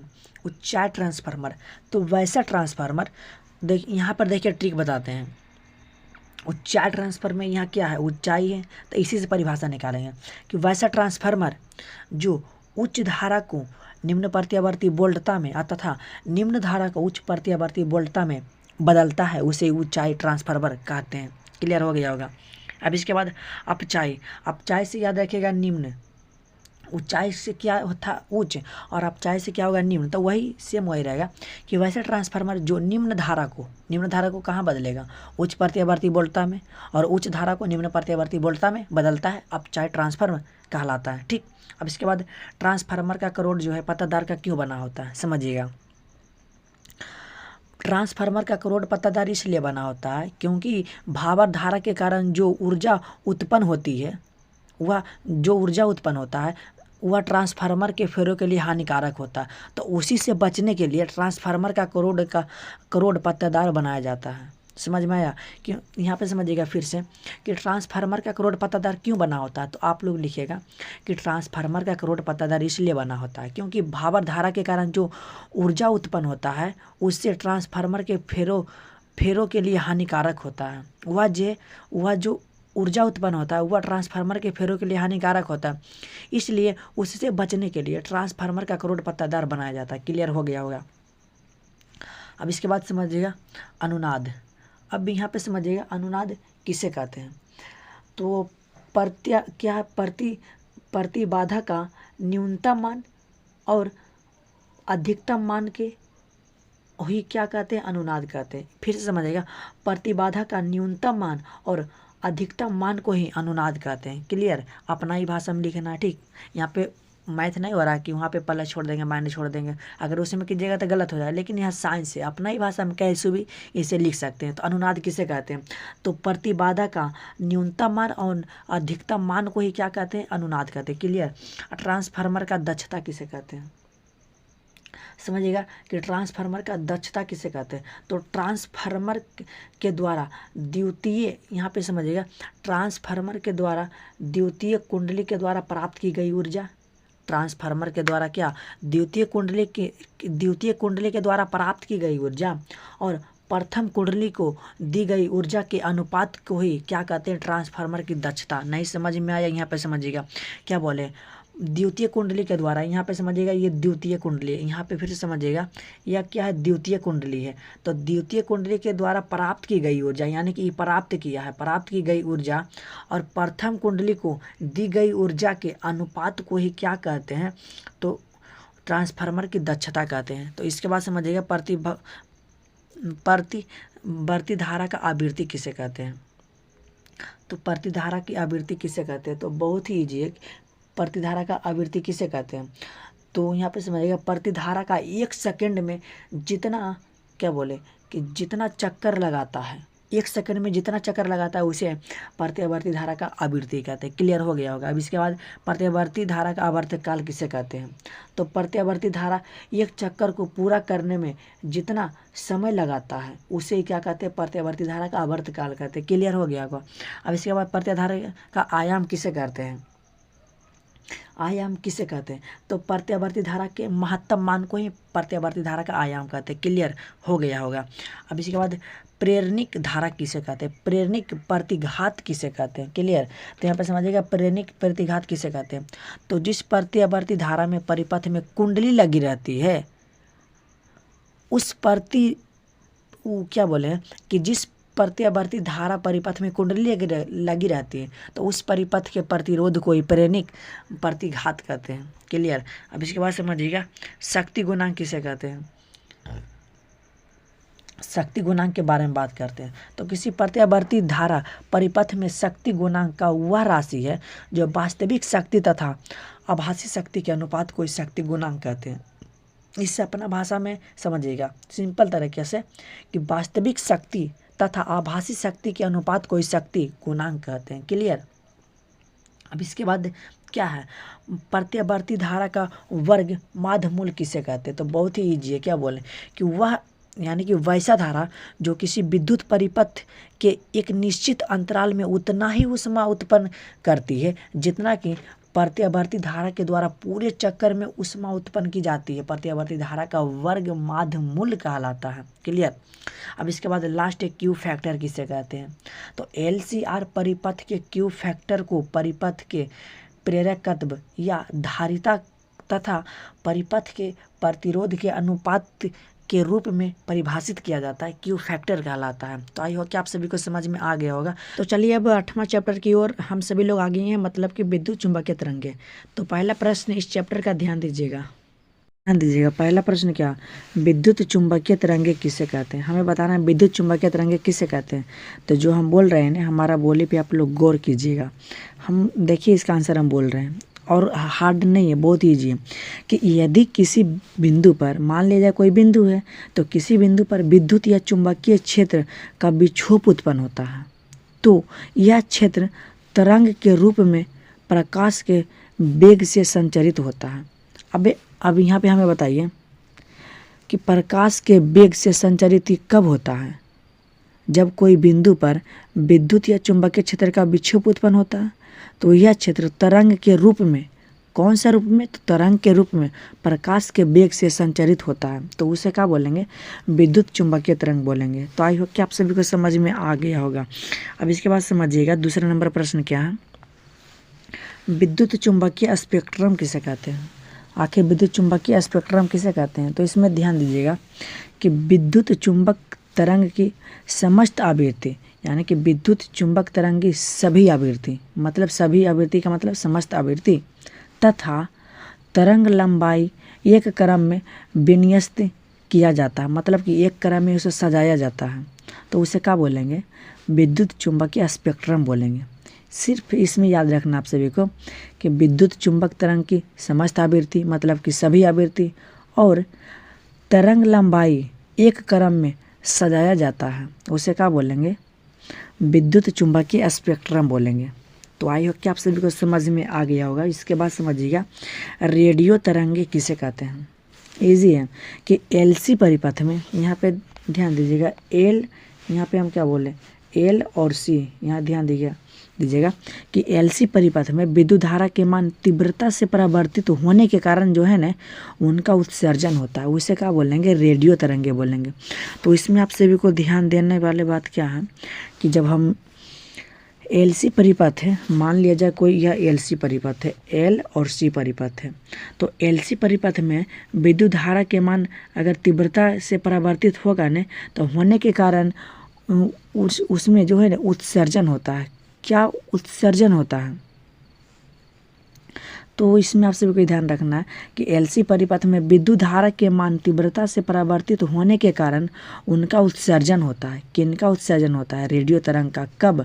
जब LC परिपथ में विद्युत धारा के मान तीव्रता के साथ अगर बदलेगा न तो उसमें उत्सर्जन होता है, तो उसे क्या बोलेंगे? रेडियो तरंग बोलेंगे। तो आई होप कि आप सभी को समझ में आ गया होगा। इसके बाद ध्यान दीजिएगा माइक्रो तरंग किसे कहते हैं? तो आप सभी को यहाँ पे ध्यान देना है कि 1 mm से, क्या बोल रहे हैं कि 1 mm से कितना तक? तो 100 mm तक। यहाँ पे ध्यान देना है 100 mm तरंग दैर्ध्य वाली विद्युत चुंबकीय तरंग को ही क्या बोलेंगे? माइक्रो तरंग बोलेंगे। तो इसमें आप सबको यही बात ध्यान रखना है क्या बोलें कि 1 mm से 100 mm तरंगदैर्घ्य वाले विद्युत चुंबकीय तरंगों के ही माइक्रो तरंग कहेंगे। तो आई होप कि आप सभी को समझ में आ गया होगा। अब इसी तरह से अवरक्त किरणें किसे कहते हैं? अवरक्त किरणें किसे कहते हैं? ये भी इजी है, हार्ड नहीं है। अवरक्त किरणें किसे कहते हैं?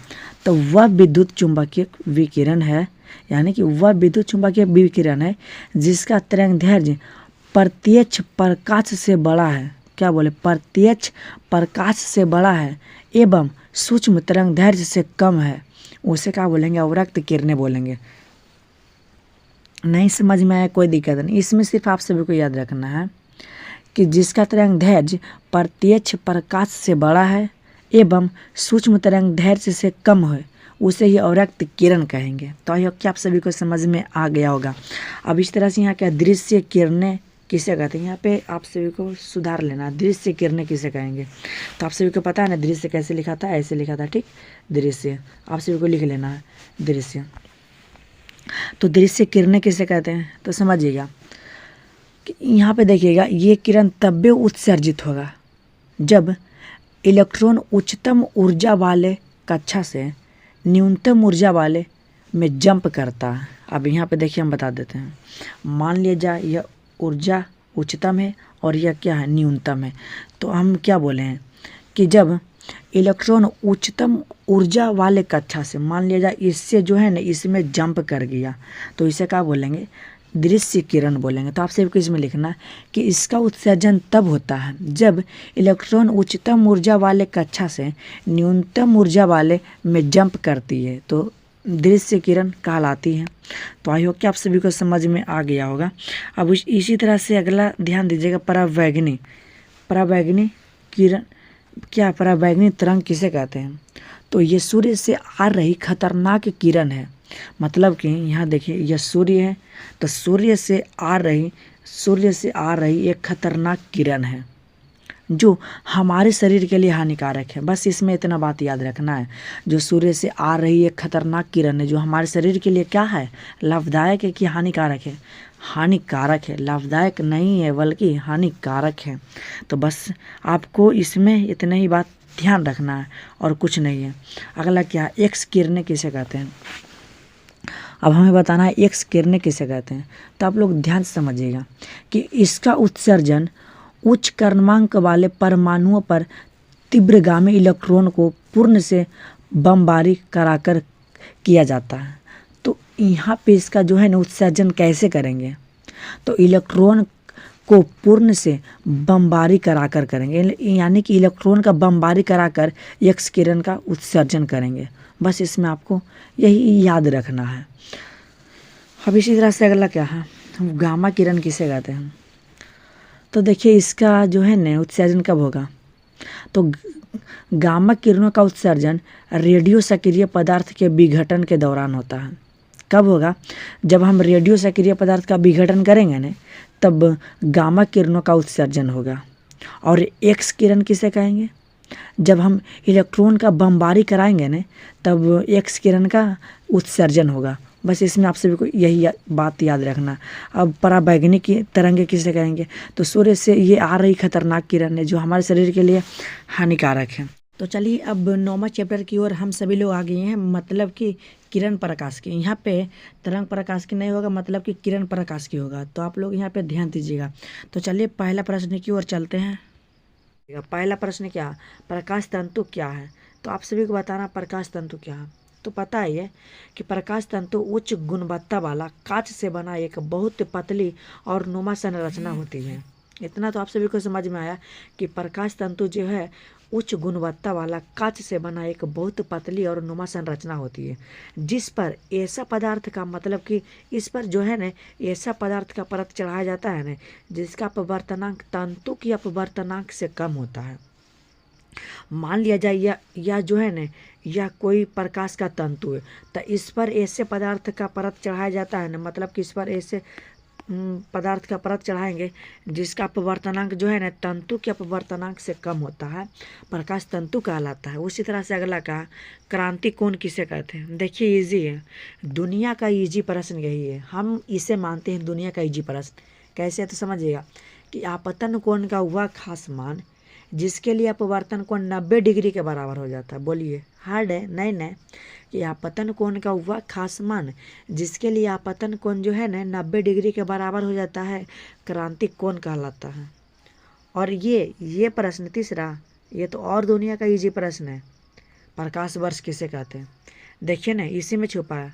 प्रकाश और वर्ष का मतलब समय, समय मतलब कोई साल।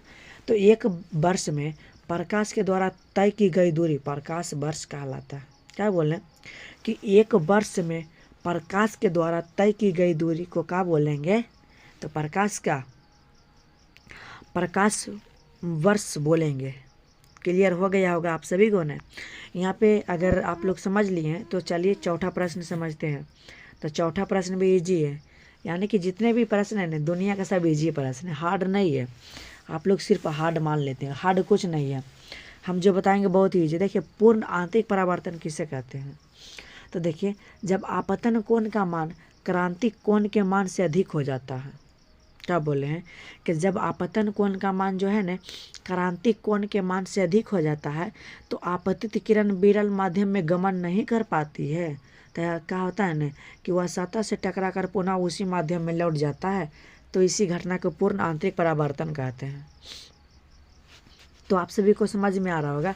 इसमें सिंपल याद रखना कि जब आपतन कोण का मान क्रांतिक कोण के मान से अधिक हो जाएगा ना तो आपतित किरण विरल माध्यम में नहीं गमन कर पाता है, तो वह सतह से वापस लौट के चल जाता है। पूर्ण आंतरिक परावर्तन कहलाता है। अगला क्या है? इंद्रधनुष किसे कहते हैं? देखिए पता है आप सभी को ना इंद्रधनुष किसे कहते हैं? आप लोग तो देखे होंगे, आप सभी को यही पता होगा कि जब हल्की बारिश हो रही हो या तो वर्षा पूरी तरह से हो चुका है तो जो वातावरण में उपस्थित जल की बूंद होता है ना उस पर सूर्य का प्रकाश पड़ता है तो परावर्तन, अपवर्तन और पूर्ण आंतरिक परावर्तन के कारण इंद्रधनुष का सुंदर दृश्य दिखाई पड़ता है। क्या क्या बोले थे? परावर्तन, अपवर्तन और पूर्ण आंतरिक परावर्तन के कारण जो है इंद्रधनुष सुंदर एकदम दिखता है। तो अगर लिखने के लिए बोला तो कैसे लिखेगा? ये इसी तरह से लिखिएगा ना कि जब हल्का बारिश हो रहा है या तो बारिश हो चुका है तो जो वातावरण में जल के बूंद उपस्थित रहता है ना उस बूंद पर सूर्य के पास प्रकाश पड़ता है तो परावर्तन, अपवर्तन और पूर्ण आंतरिक परावर्तन के कारण इंद्रधनुष का सुंदर दृश्य दिखाई पड़ता है। उसे क्या बोलेंगे? इंद्रधनुष कहेंगे। तो आई होप कि आप सभी को समझ में आ गया होगा। अगला क्या है? प्राथमिक और द्वितीयक इंद्रधनुष किसे कहते हैं? यहाँ पे द्वितीयक होगा, यहाँ पे आप सभी लोग सही कर लीजिएगा, द्वितीयक होगा तो समझिएगा ना। अगर प्राथमिक समझ जाते तो द्वितीयक कीजिए। तो देखिए प्राथमिक में ध्यान से समझिएगा कि जब वर्षा की बूंद पर सूर्य के प्रकाश आपतित होती है तो 2 बार अपवर्तन होता है। यहाँ ध्यान दीजिएगा, प्राथमिक में बोल रहे हैं कि जब वर्षा के बूंद पर सूर्य का प्रकाश पड़ता है ना तो 2 बार अपवर्तन होता है लेकिन 1 बार पूर्ण आंतरिक परावर्तन होता है। तो प्राथमिक इंद्रधनुष कहलाता है। और द्वितीयक इंद्रधनुष किसे कहेंगे? तो जब वर्षा की बूंद पर सूर्य का प्रकाश पड़ता है तो 2 बार अपवर्तन होगा और 2 बार पूर्ण आंतरिक परावर्तन होगा। यहाँ पे ध्यान दीजिएगा ना कि इसमें जो है ना अपवर्तन 2 बार होता है लेकिन पूर्ण आंतरिक परावर्तन 1 बार होता है, लेकिन इसमें जो है 2 बार होता है, यानी कि 2 बार अपवर्तन और 2 बार पूर्ण आंतरिक परावर्तन। तो उसे द्वितीयक इंद्रधनुष कहेंगे। तो आई होप कि आप सभी को समझ में आ गया होगा। अब यहाँ पे समझिएगा प्रकाश का प्रकीर्णन। तो देखिए हम समझाते हैं आप सभी को। मान लिया जाए यह कोई कण है तो यहाँ पे समझिएगा कि जब प्रकाश की किरण किसी कण पर पड़ता है, मान लीजिए इसी कण पर पड़ा, अब पड़ने के बाद यह अलग अलग दिशा में छितरा गया तो इसे ही बोलेंगे प्रकाश का प्रकीर्णन। आप सभी को समझ में आ रहा है? इस बात को आप लोग ध्यान दीजिएगा, बहुत ईजी कि जब प्रकाश की किरण किसी कण पर पड़कर अलग अलग दिशा में छितरा जाता है तो उसे क्या बोलेंगे? प्रकाश का प्रकीर्णन बोलेंगे। तो आई होप कि आप सभी को समझ में आ गया होगा। अब इसके बाद समझिएगा नेत्र का समंजन क्षमता किसे कहेंगे? तो देखिएगा बहुत ही ईजी है। यही प्रश्न को हम दुनिया का ईजी प्रश्न बोलते हैं। क्यों बोलते हैं? क्योंकि जो है ना यहाँ पे देखिएगा नेत्र की समंजन क्षमता किसे कहते हैं? नेत्र का मतलब आँख, यानी कि आँख की फोकस दूरी को बढ़ा के या घटा के, कम करके या तो अधिक करके वस्तु को देखेंगे तो इसे क्या बोलेंगे? नेत्र की संवेदन क्षमता, यानी कि आँख के फोकस दूरी को कम करके और बढ़ा के वस्तु को देखेंगे तो उसे नेत्र की संवेदन क्षमता कहेंगे। अब इसी तरह से देखिएगा, अगर 9वां प्रश्न आप लोग समझ जाते हैं ना तो बाकी जो प्रश्न है ना ईजी है। इसमें सिर्फ देखिए ट्रिक हम बताते हैं, हम बोले थे ना ट्रिक बताएंगे। देखिएगा यहाँ सिर्फ आप सभी को याद रखना है कि लाल का जो तरंग दैर्ध्य है ना अधिक है, लेकिन उसका प्रकीर्णन बहुत कम है। और साथ याद रखिएगा कि नीला रंग का जो है ना तरंग दैर्ध्य कम होता है, लेकिन प्रकीर्णन अधिक होता है। ये दोनों अगर बात ध्यान रखते हैं ना तो इस चैप्टर यही दोनों पर है टिका हुआ। क्या बोले थे कि अगर लाल रंग का जो तरंग दैर्ध्य अधिक होता है लेकिन उसका प्रकीर्णन कम होता है, और नीले रंग का जो तरंग दैर्ध्य कम होता है लेकिन प्रकीर्णन अधिक होता है। अगर आप लोग ये दोनों बात समझ लिए तो हम आगे बताते हैं। देखिए प्रश्न क्या, खतरे का संकेत लाल रंग का क्यों होता है? खतरा का जो संकेत होता है, जैसे रेलवे स्टेशन पे आप सभी को पता कि लाल बत्ती रहता है जो दूर से दिख जाता है। काहे दिखता है? क्योंकि लाल रंग का जो है ना तरंग दैर्ध्य अधिक होता है। हम अभी बताए थे कि लाल रंग का तरंग दैर्ध्य अधिक होता है लेकिन उसका प्रकीर्णन कम होता है। यही कारण है कि खतरे का संकेत लाल होता है। तो और इसका आंसर भी आप सभी को मिल गया होगा। अब इसी तरह से 10वां, आकाश का रंग नीला क्यों होता है? बताना है। वही कारण है, देखिए आकाश का रंग नीला काहे होता है? तो देखिए हम बताते हैं कि आकाश का रंग नीला क्यों होता है।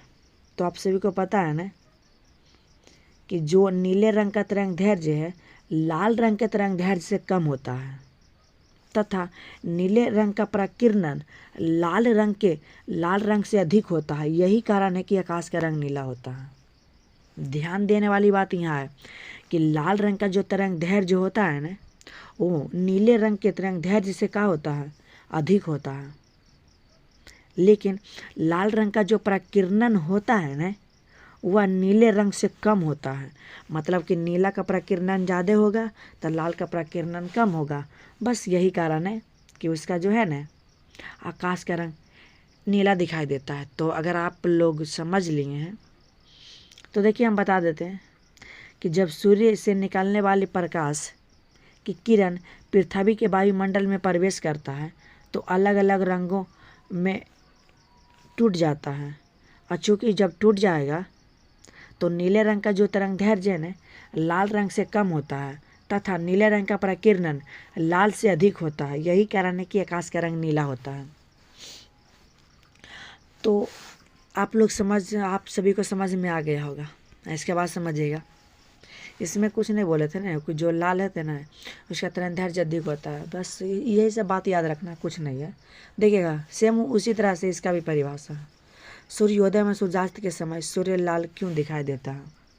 तो समझिएगा, सूर्योदय में सूर्यास्त के समय सूर्य लाल दिखाई देता है क्योंकि लाल रंग का प्रकीर्णन नीले रंग से कम होता है।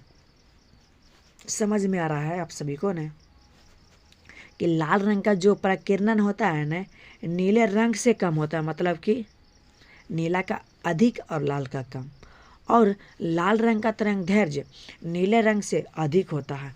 यही कारण है कि नीले रंग ऊपर ही फैल जाता है और लाल रंग हमारी आँखों तक पहुंच पाता है, जिससे सूर्योदय सूर्यास्त के समय सूर्य लाल दिखता है। देखिए क्यों क्या बोले थे कि लाल रंग का जो है ना तरंग दैर्ध्य अधिक होता है, कहा कि वो दूरिये से ही दिख जाता है, और जो नीला रंग है उसका कम होता है ना तो ऊपर ही रह जाता है, नहीं दिख पाता है। तो यही कारण है कि सूर्योदय में सूर्य उगने से पहले और सूर्य डूबने से पहले हमें लाल दिखता है। यही कारण है कि उसका जो तरंग दैर्ध्य ना अधिक होता है। बस आप सभी को समझ में आ गया। यहाँ पे रंगीय विपथन त्रुटि कैसे कम किया जा सकता है? मतलब रंगीय विपथन त्रुटि कैसे कम करेंगे? तो 2 समतल उत्तल लेंस का उपयोग करके इसका कम किया जा सकता है। मतलब कि रंगीय विपथन को 2 समतल उत्तल लेंस का उपयोग करके कम किया जा सकता है। आई होप कि आप सभी को समझ में आ रहा होगा। इसके बाद है प्रकाश का वर्ण विक्षेपण किसे कहते हैं? इजी है। वर्ण विक्षेपण, जब श्वेत प्रकाश किसी प्रिज्म से होकर गुजरता है ना तो वह 7 रंगों में टूट जाता है। आप सभी को पता है, 10th क्लास में पढ़े कि देखिए यहाँ पे देखिए बताते हैं।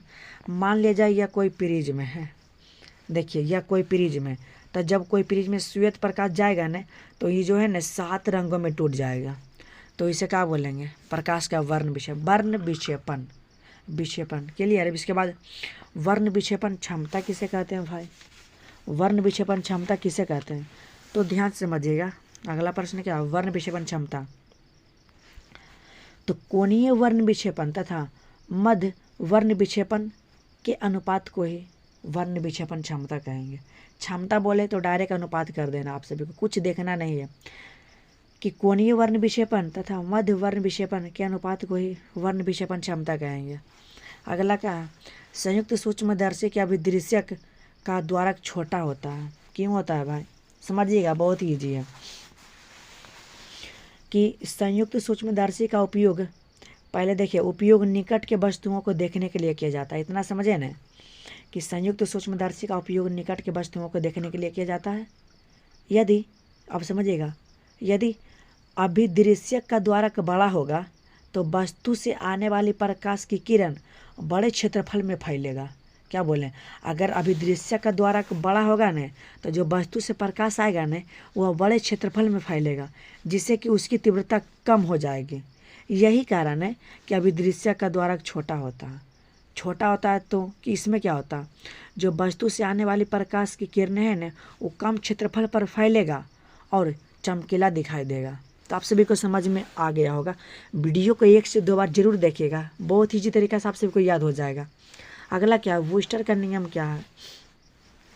बूस्टर का नियम ये भी ईजी है कि इस नियम के अनुसार जो है ना अपवर्तनांक, देखिए हम बताए थे बूस्टर का नियम किसे कहते हैं। तो इस नियम में क्या होता है ना, किसी माध्यम का जो अपवर्तनांक होता है ना वो ध्रुवन कोण के स्पर्शक जया के बराबर होता है। क्लियर हो गया होगा? क्या बोले कि किसी माध्यम का जो अपवर्तनांक होता है वो ध्रुवन कोण के स्पर्शक जया के बराबर होता है, स्पर्शक जया के बराबर होता है। बूस्टर का नियम कहलाता है। यहाँ पे अगला क्या है? 17 नंबर प्रश्न है, मृग मरीचिका क्या है? देखिए ये एक प्रकार का भ्रम होता है। देखिए आप लोग रेगिस्तान में देखे होंगे, छोड़िए ना रेगिस्तान का आला, आप लोग देखिएगा रोड वगैरह पर गर्मी के दिन में देखिएगा ना, दूर से देखिएगा तो रोड पर लगता है कि जैसे कि भाप बन के ऊपर उड़ रहा है, कोई पानी भाप बन के ऊपर जा रहा है। खेत वगैरह में भी देखिएगा, रोड पर भी देखिएगा, लेकिन रेगिस्तान में ज़्यादा ऐसा होता है। ऐसे रोड पर भी मिल जाएगा। गर्मी के महीना में, गर्मी के दिन में देखिएगा ना तो जो है ना लगता है कि दूर से ही लगता है कि उसका जो है ना पानी भाप बन के उड़ रहा है। वो एक प्रकार का भ्रम होता है, हकीकत में नहीं होता। उसे मृग मरीचिका कहेंगे। क्लियर हो गया होगा आप सभी को? तो लिखेंगे कैसे? तो आप सभी को इसमें लिखना है। आप लोग बोलेंगे कि आप तो समझा दिए, तो लिखेंगे कैसे? देखिए ना, हम लिखने का तरीका भी बताते हैं। गर्मी के दिनों में कुछ वस्तु का उल्टा प्रतिबिंब परिक्षेपित होता है तो उस स्थान पर जलाशय होने की संभावना होता है। जलाशय के इसी दृष्ट भ्रम को ही मरीचिका कहेंगे। अगर आपको ऐसे नहीं आता लिखना, जैसे बोले ना उसे लिख दीजिएगा ना, पूरा नंबर मिलेगा, कोई नहीं काटेगा, नंबर का कोई नहीं काटेगा। जैसे हम बता रहे हैं ना, अगर आप लोग ऐसे लिख दीजिएगा ना, धज्जियाँ उड़ा दीजिएगा एग्जाम में। समझिए ना, एक वर्णीय प्रकाश स्रोत किसे कहेंगे? एक वर्णीय प्रकाश स्रोत किसे कहेंगे? तो इजी है, एक वर्णीय प्रकाश स्रोत। समझिएगा, एक वर्णीय प्रकाश, एक का मतलब एक, वर्ण का मतलब क्या होता है?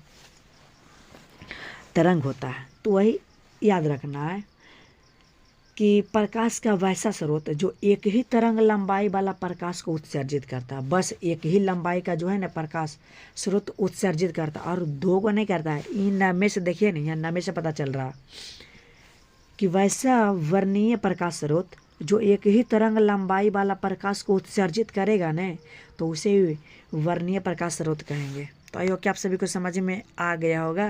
अब इसके बाद है कोणीय वर्ण विक्षेपण किसे कहेंगे? कोणीय वर्ण विक्षेपण किसे कहेंगे? ये भी इजी है कि जब श्वेत प्रकाश किसी प्रिज्म से होकर गुजरता है, आप सभी को पता है ना कि जब श्वेत प्रकाश किसी प्रिज्म से होकर गुजरता है तो बैंगनी तथा लाल रंग के द्वारा उत्पन्न विचलन के बीच अंतर को ही क्या बोलेंगे? कोणीय वर्ण विक्षेपण। सिंपल तरीका से अगर हम इसे बताएं आप सभी को तो हम ऐसा ही बताएंगे कि जब श्वेत प्रकाश को किसी प्रिज्म से होकर गुजरता है तो बैंगनी तथा लाल रंग द्वारा उत्पन्न विचलन के बीच अंतर। देखिए ना, हम बताते हैं। प्रिज्म में श्वेत प्रकाश गया ना, यहाँ पे लाल रहता है, यहाँ पे सबसे नीचे क्या होता है, बैगनी। तो इसके बीच जो है ना, क्या बोले हैं, इसके बीच अंतर को ही क्या बोलेंगे, कोणीय वर्ण विक्षेपण कहेंगे। अब इसके बाद क्या है, वर्ण विक्षेपण क्षमता। तो शायद हम ये बता चुके हैं, वर्ण विक्षेपण क्षमता हम बता दिए। यहाँ देखिए वर्ण विक्षेपण क्षमता, यहाँ पे देखिए बता दिए हैं, दोबारा लिखा गया तो कोई दिक्कत नहीं है। वर्ण विक्षेपण क्षमता देखिए हम फिर से बता देते हैं। क्या बोले थे, जब भी क्षमता बोले तो अनुपात करना है। तो कोणीय वर्ण विक्षेपण, देखिए कोणीय वर्ण विक्षेपण तथा मध्य वर्ग विक्षेपण के अनुपात को क्या बोलेंगे, वर्ण विक्षेपण क्षमता। तो आई होप कि हमें पूरा उम्मीद है कि आप सभी को पूरा सब्जेक्टिव क्वेश्चन इतना याद हो गया होगा। अगर आप लोग को इतना याद कर लेते हैं ना, तो इससे बाहर आपके एग्जाम में एक भी प्रश्न नहीं पूछे जाएंगे। थोड़ा ये जो चैप्टर है थोड़ा लॉन्ग था। यहाँ पे ध्यान दीजिएगा, पहला प्रश्न क्या है, तो आप लोग ध्यान दीजिए। यहाँ पे पहला प्रश्न क्या है, तरंगार्ग किसे कहते हैं। हमें बताना है कि तरंगार्ग किसे कहते हैं। तो आप लोग ध्यान दीजिएगा, तरंगार्ग किसे कहते हैं। तो सभी तरंगिकाओं को मिलाने वाला पथ को तरंगार्ग कहते हैं। नहीं समझ में आया कोई दिक्कत नहीं है। यहाँ पे देखिएगा, यहाँ पे समझिएगा ध्यान से। यहाँ से एक प्रकाश यहाँ से आया, फिर नीचे मुड़ गया, इसके बाद यहाँ से आया, फिर इसके बाद नीचे मुड़ गया। तो इसको जो मिलाने वाला पथ होता है ना, मतलब कि यहाँ पे समझिएगा, यहाँ पे इसको मिलाया और यहाँ से कोई इसको मिलाया, यानी कि मिलाने वाला पथ को क्या बोलेंगे, तरंगार्ग कहेंगे। तो आप सभी को कैसे लिखना है एग्जाम में, तो आप सभी को लिखना है बहुत ईजी तरीका से कि सभी तरंगिकाओं को मिलाने वाला पथ तरंगार्ग कहलाता है। क्लियर हो गया हो आप सभी को। अब यहाँ पे समझिएगा उसी तरह से दूसरा प्रश्न क्या है, प्रकाश के व्यतिकरण से, यानी कि व्यतिकरण किसे कहते हैं, प्रकाश का व्यतिकरण किसे कहते हैं। तो बहुत ही ईजी है। तो आप सभी को ध्यान देना है कि प्रकाश का व्यतिकरण किसे कहते हैं। तो समझिएगा कि दो कला संबंध स्रोत से निकलने वाला प्रकाश अध्यारोपण के कारण पुनर्वितरण करने की घटना प्रकाश का व्यतिकरण कहते हैं। नहीं समझ में आया कोई दिक्कत नहीं है। यहाँ पे समझिएगा, मान लीजिए कि यहाँ पे देखिएगा प्रकाश दो कला संबंध से निकल रहा, यहाँ से प्रकाश निकल रहा और यहाँ से प्रकाश निकल रहा, ठीक। और फिर अध्यारोपण के कारण इस पर अध्यारोपण हो रहा, तो अध्यारोपण के कारण फिर इसी दिशा में पुनर्वितरण हो जाएगा। तो इसी घटना को प्रकाश के व्यतिकरण कहते हैं। तो आप सभी को इस तरह से लिखना है एग्जाम में कि दो कला संबंध स्रोत से निकलने वाला प्रकाश अध्यारोपण के कारण पुनर्वितरण करने की घटना को ही क्या बोलेंगे, प्रकाश का व्यतिकरण कहेंगे। तो आई होप कि आप सभी को समझ में आ गया होगा। अब इसी तरह से तीसरा प्रश्न की ओर चलते हैं। तो समझिएगा आखिर तीसरा प्रश्न का आता है क्या, प्रकाश का व्यतिकरण किसे कहते हैं। तो आप लोग ध्यान दीजिएगा कि प्रकाश का व्यतिकरण किसे कहते हैं। तो बहुत ही ईजी है। तो आप सभी को ध्यान देना कि जब समान आवृत्ति की दो परागामी तरंगे एक ही दिशा में चलकर, देखिए हम आप सभी को समझाते हैं, ऐसे नहीं समझ में आएगा। यहाँ पे समझिएगा, मान लिया जाए दो तरंग है, एक ही आवृत्ति का है। मान लिया जाए समान आवृत्ति के दो गो परागामी तरंग एक ही दिशा में जा रहा है, ठीक। और एक ही दिशा में जा रहा है तो अध्यारोपण के कारण किसी बिंदु पर जाएगा। तो अध्यारोपण के कारण इस बिंदु पर आया, दोनों तरंग आया एक बिंदु पर। तो इसके बाद क्या होगा ना कि इसका जो तीव्रता है ना समय के साथ स्थिर हो जाता है, लेकिन वही अलग अलग बिंदु पर अधिकतम और न्यूनतम हो जाता है। इस घटना को क्या बोलेंगे, व्यतिकरण कहेंगे। नहीं समझ में आया कोई दिक्कत नहीं। क्या बोले हैं कि जब समान आवृत्ति के दो गो तरंग एक ही दिशा में चलकर किसी बिंदु पर अध्यारोपित होती है। देखिए यहाँ पे जा रहा है, एक ही दिशा में जा रहा है।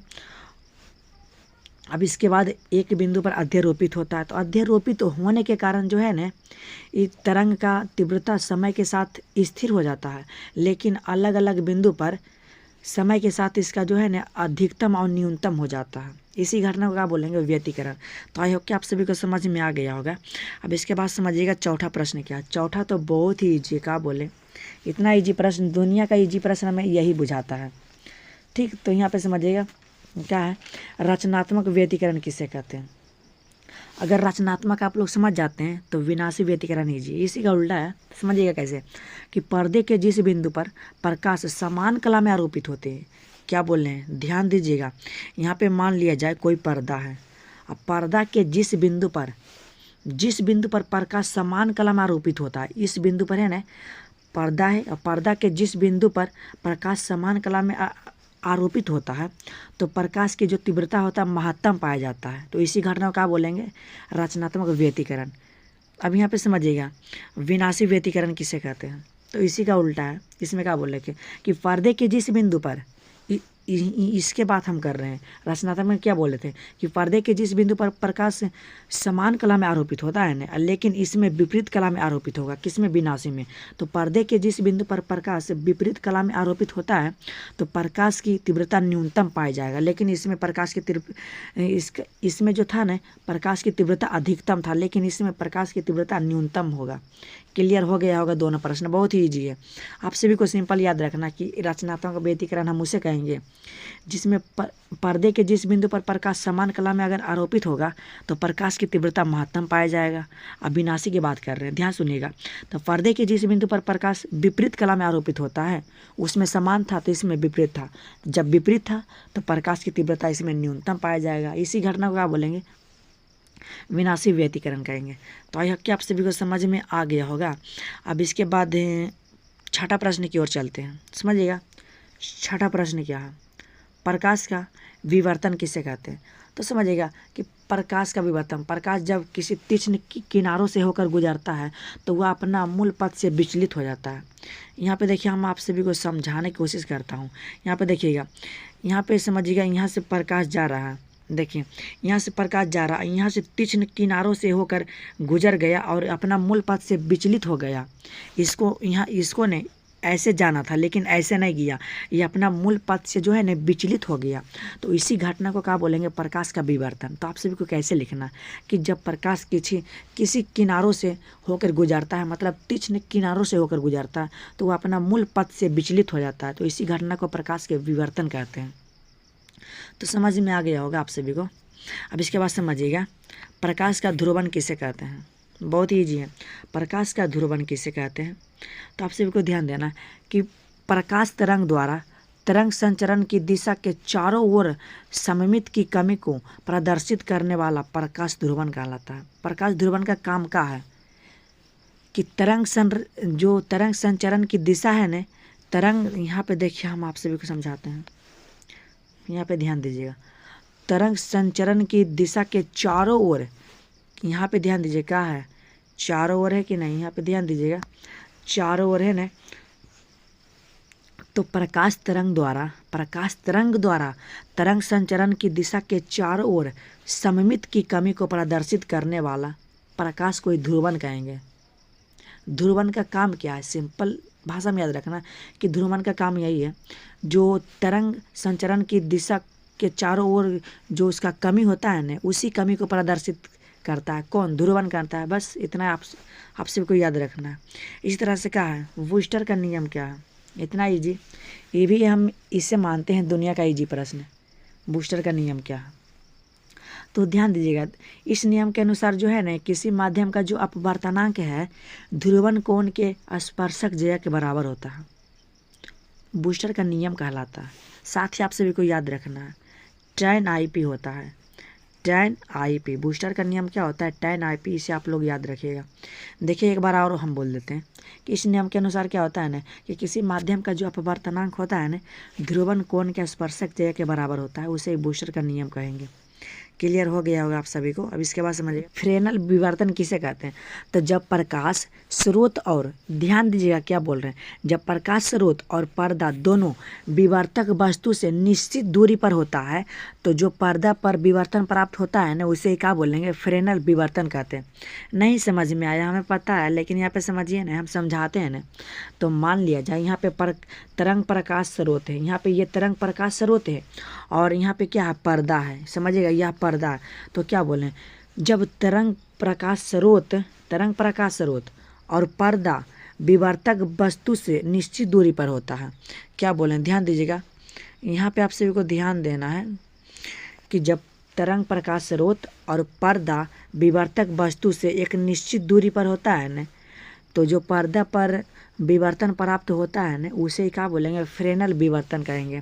तो आप सभी को इसमें याद रखना है सिंपल तरीका से कि जब तरंग स्रोत और पर्दा दोनों विवर्तक वस्तु से निश्चित दूरी पर होता है तो पर्दा पर जो विवर्तन प्राप्त होता है तो उसे फ्रेनेल विवर्तन कहेंगे।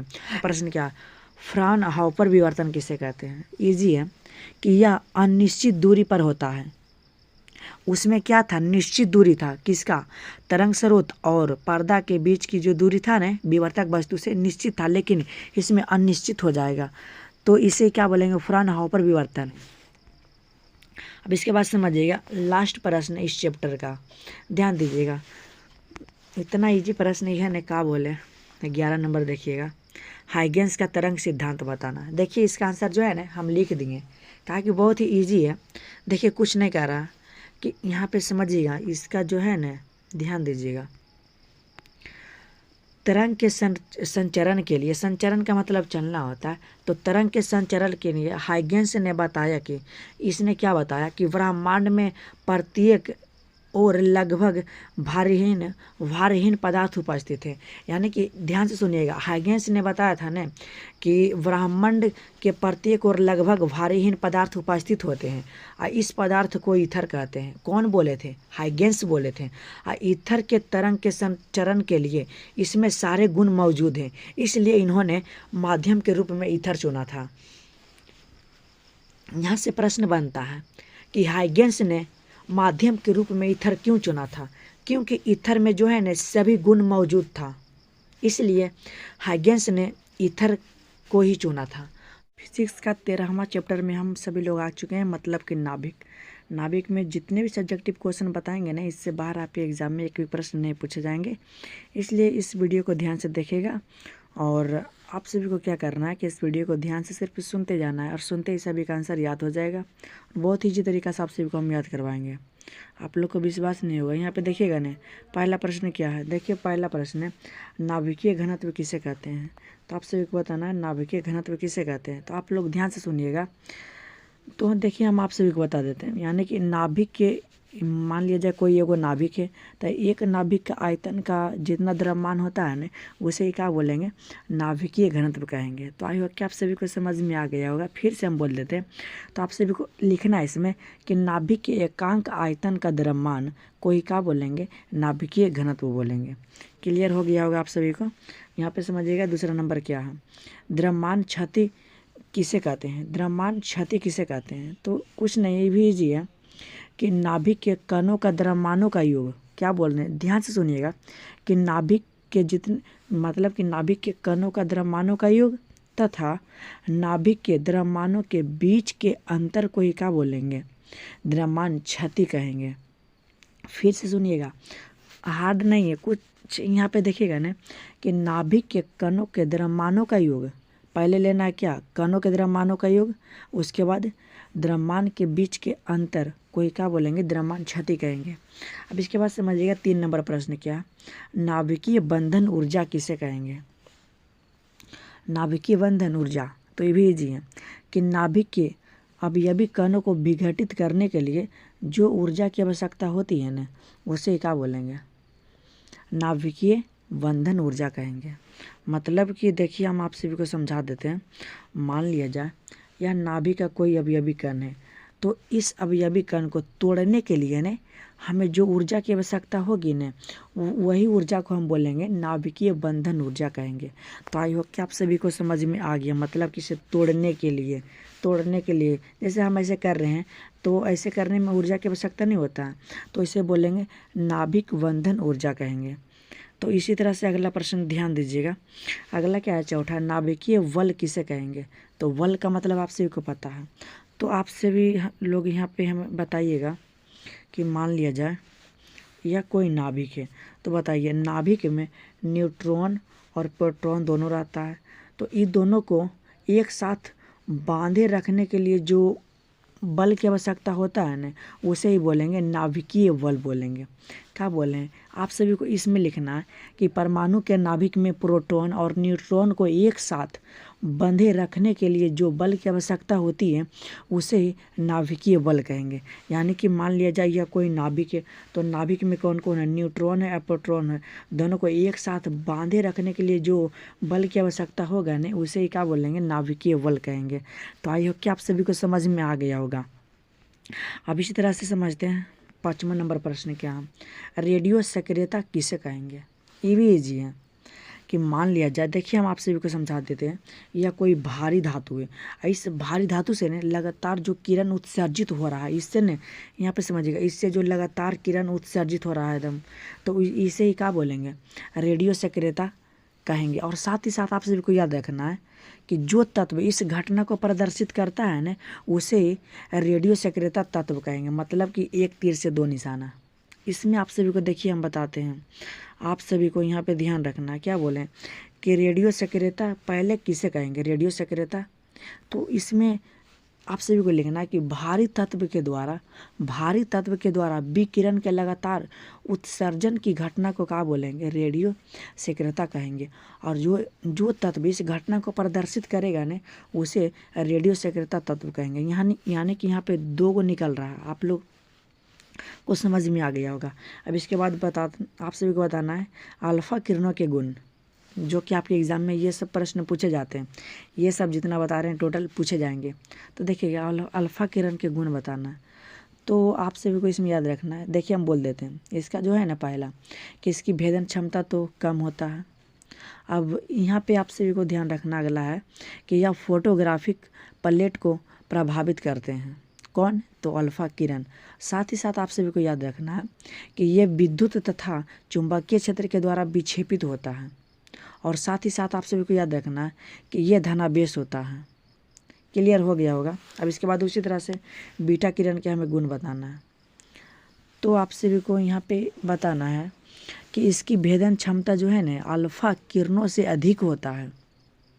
और साथ ही साथ आप सभी को बताना है ये विद्युत तथा चुंबकीय क्षेत्र से विक्षेपित होता है। क्या बोलें कि ये विद्युत तथा चुंबकीय क्षेत्र से विक्षेपित होता है। कौन, तो बीटा किरण। और साथ ही साथ आप सभी को याद रखना है कि ये फोटोग्राफी प्लेट को प्रभावित करता है। बस इतने सारे गुण आप सभी को याद रखना, और इससे ज़्यादा कुछ नहीं याद रखना है। अब इसी तरह से अगला समझिएगा, आप लोग जो बोल रहे हैं ना, इसे आप लोग एक बार ज़रूर नोट कर लीजिएगा। अब इसी तरह से देखिएगा 8वां नंबर प्रश्न कौन है, गामा किरणों का गुण बताना है। सेम है, वही है कि इसकी जो भेदन क्षमता है ना सबसे अधिक होता है। मतलब कि गामा का सबसे अधिक होता है भेदन क्षमता। और साथ ही याद रखना है कि इस पर कोई आवेश नहीं होता है। और याद रखना है कि यह विद्युत तथा चुंबकीय क्षेत्र के द्वारा विक्षेपित नहीं होता है। और बीटा जो था ना विक्षेपित होता था, लेकिन ये जो है ना विक्षेपित नहीं होता है। बस इतना बात आप लोग को ध्यान रखना। अगला क्या है,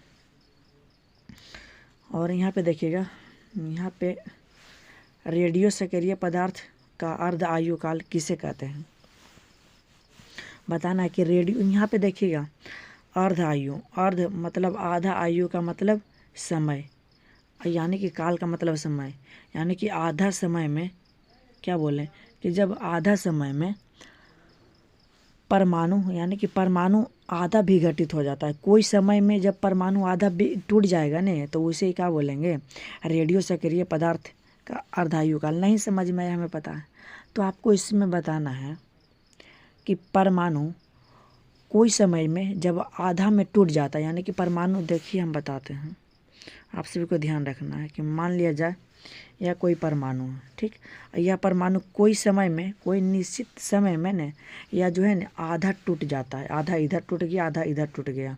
आधा मतलब यह प्रश्न में छुपा हुआ है, अर्ध आयु काल, यानी कि वैसा समय जिसमें परमाणु आधे भाग में टूट जाता है, उसे क्या बोलेंगे, रेडियो सक्रिय पदार्थ का अर्धायु काल। तो आप सभी को इसमें लिखना है कैसे, तो आप सभी को लिखना कि जितने समय अंतराल में रेडियो सक्रिय पदार्थ के आधे परमाणु विघटित हो जाते हैं, रेडियो सक्रिय पदार्थ अर्धायु काल कहलाता है। जो हम बोले हैं वही है।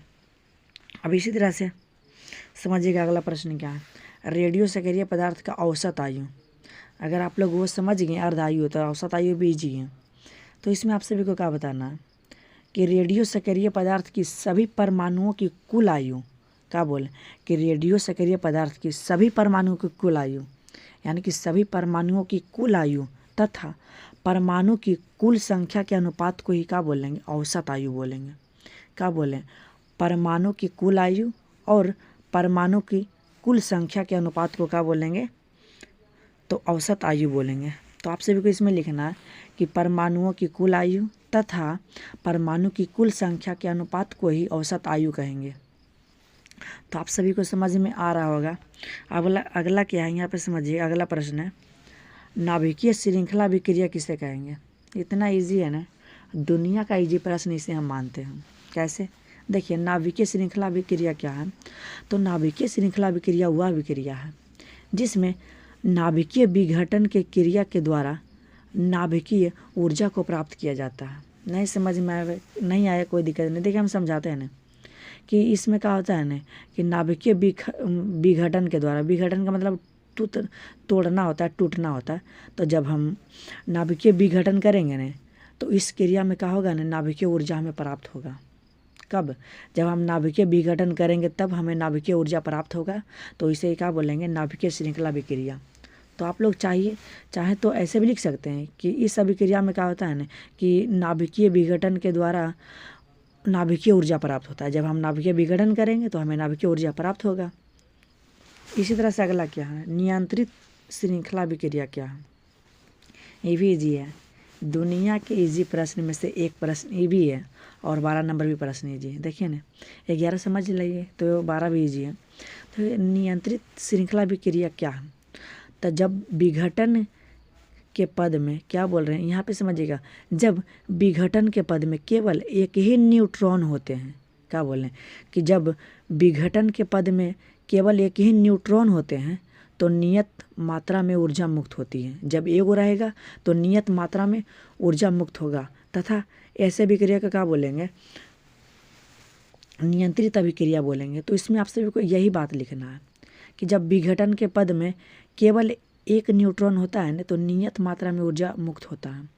अब अगर ये समझ गए तो अनियंत्रित श्रृंखला भी आप सभी को समझ में आ जाएगा। कैसे, यहाँ पे समझिएगा, उसी तरह से लिखना है कि जब विघटन के पद प्रत्येक क्या बोले कि विघटन के प्रत्येक पद पर एक से अधिक न्यूट्रॉन उपलब्ध होते, उसमें सिर्फ एक था। लेकिन यहाँ गौर दीजिएगा, इसमें जो है ना प्रत्येक पद एक से अधिक न्यूट्रॉन उपलब्ध होते, यानी कि प्रत्येक पद पर जो है ना एक से अधिक न्यूट्रॉन उपलब्ध होंगे तो क्या होगा, तो समय के साथ विघटन की संख्या बढ़ती जाएगी। जब यहाँ पे अधिक है न्यूट्रॉन की संख्या तो यहाँ भी विघटन की संख्या बढ़ेगा तथा अत्यधिक मात्रा में ऊर्जा उत्सर्जित होगा। तो ऐसे क्या बोलेंगे, तो इसे अनियंत्रित श्रृंखला बोलेंगे। तो आई होप कि आप सभी को समझ में आ गया होगा, बताएंगे। तो ध्यान दीजिएगा, पहला प्रश्न क्या, अर्धचालक किसे कहते हैं। तो आपसे एक बताना अर्धचालक किसे कहते हैं। तो बहुत ही ईजी है कि अर्धचालक किसे कहते हैं। तो आप सभी को ध्यान देना है कि अर्धचालक किसे कहते हैं। तो वे पदार्थ जिनका विद्युत गुण सुचालक तथा कुचालक के बीच होता है उन्हें क्या बोलेंगे, अर्धचालक। आप सभी को समझ में आया कि अर्धचालक किसे कहते हैं।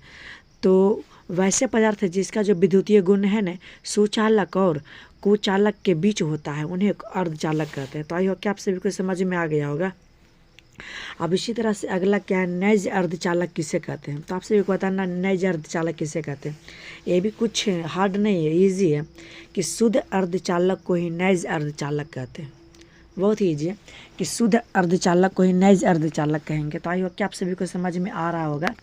अब इसके बाद समझिएगा अगला प्रश्न क्या है, 3 नंबर प्रश्न है, अपद्रव्य अर्धचालक किसे कहते हैं। अपद्रव्य अर्धचालक, ध्यान दीजिएगा, अपद्रव्य अर्धचालक किसे कहते हैं। तो जब शुद्ध अर्धचालक में थोड़ा सा अगर अपद्रव्य मिला देंगे ना तो इसकी जो है ना चालकता बहुत अधिक बढ़ जाती है। तो इसे ही अपद्रव्य अर्धचालक कहते हैं। इसमें याद रखना कि अपद्रव्य अर्धचालक हम वैसे अर्धचालक को कहेंगे जब शुद्ध अर्धचालक में थोड़ा सा अपद्रव्य मिला देंगे तो मिला देने से इसकी जो चालकता है बहुत अधिक बढ़ जाएगी, उसे ही अपद्रव्य अर्धचालक कहेंगे। अब इस तरह से अगला क्या है, डोपिंग। अब डोपिंग किसे कहेंगे, तो किसी अर्धचालक में उचित मात्रा में अगर अशुद्धि मिलाएंगे ना तो उसे डोपिंग कहेंगे। आप सभी को सिंपल याद रखना है कि डोपिंग किसे कहते हैं। तो किसी अर्धचालक में उचित अशुद्धियों को मिलाने की क्रिया को क्या कहते हैं, डोपिंग कहते हैं। अब इसी तरह से क्या है, एन टाइप अर्धचालक किसे कहते हैं। इजी है कि जब नैज अर्धचालक में 5 संयोजी अशुद्धि मिलाए जाते हैं तो उसे एन टाइप अर्धचालक कहते हैं। इसमें आप सभी को याद रखना कि एन टाइप में 5 संयोजी मिलाएंगे, लेकिन पी टाइप में 30 संयोजी मिलाएंगे। तो वो पी टाइप की कैसे परिभाषा होगा, तो यहाँ पर समझिएगा इस तरह से है कि पी टाइप अर्धचालक किसे कहेंगे। तो जब हम नैज अर्धचालक में 30 संयोजी अशुद्धि मिला देंगे ना, तो उसे क्या बोलेंगे, पी टाइप अर्धचालक बोलेंगे।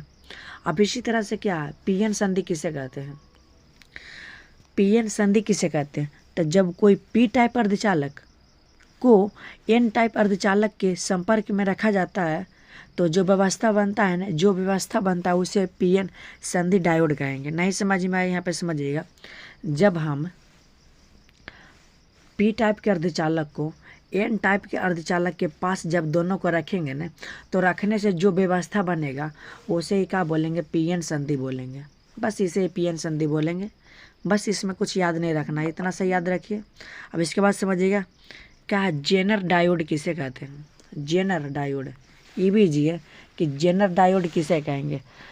तो यह एक ऐसा डायोड है जो भंजन क्षेत्र में बिना क्षतिग्रस्त हुए अपना कार्य करता है। यानी कि कोई मान लिया जाए यह भंजन क्षेत्र है, देखिएगा यह भंजन क्षेत्र है, तो भंजन क्षेत्र में बिना क्षतिग्रस्त हुए अपना इसमें कार्य करता है, काम करता है। कौन, जेनर डायोड कहलाता है।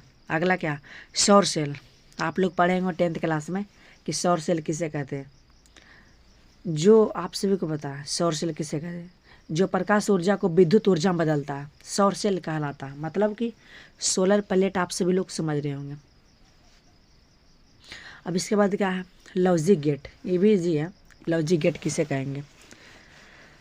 तो लॉजिक गेट इनपुट और आउटपुट के बीच एक लॉजिक संबंध होता है। ध्यान दीजिएगा, इनपुट और आउटपुट के बीच एक लॉजिक संबंध होता है और लॉजिक गेट का केवल दो ही अवस्था होता है, जिसे ऑफ तथा ऑन कहा जाता है। आप लोग देखे होंगे घर में जो टिप टप्पा होता है बॉल में लगा हुआ था, तो उसमें ऑफ और ऑन लिखा हुआ रहता है। तो बस वही बात है इसमें भी कि लॉजिक गेट जो है ना, इनपुट और आउटपुट के बीच एक लॉजिक संबंध होता है और लॉजिक गेट का केवल दो ही अवस्था होता है, ऑफ और ऑन होता है। बस इतना आप लोग इसमें याद रखिएगा और कुछ नहीं याद रखना है। और गेट किसे कहते हैं, ध्यान से सिर्फ सुनिएगा।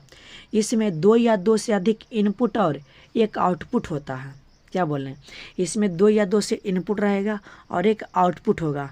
और साथ ही साथ आप सभी को याद रखना है कि आउटपुट का मान 0 तब होगा जब दोनों इनपुट 0 होता है। ऐसे अन्य सभी परिस्थिति में आउटपुट का मान 1 होता है। क्लियर है। इस तरह से नॉर गेट किसे कहते हैं, तो सिंपल है, इसमें भी उसे याद रखना कि इसमें दो या दो से अधिक इनपुट होता है और एक आउटपुट होता है।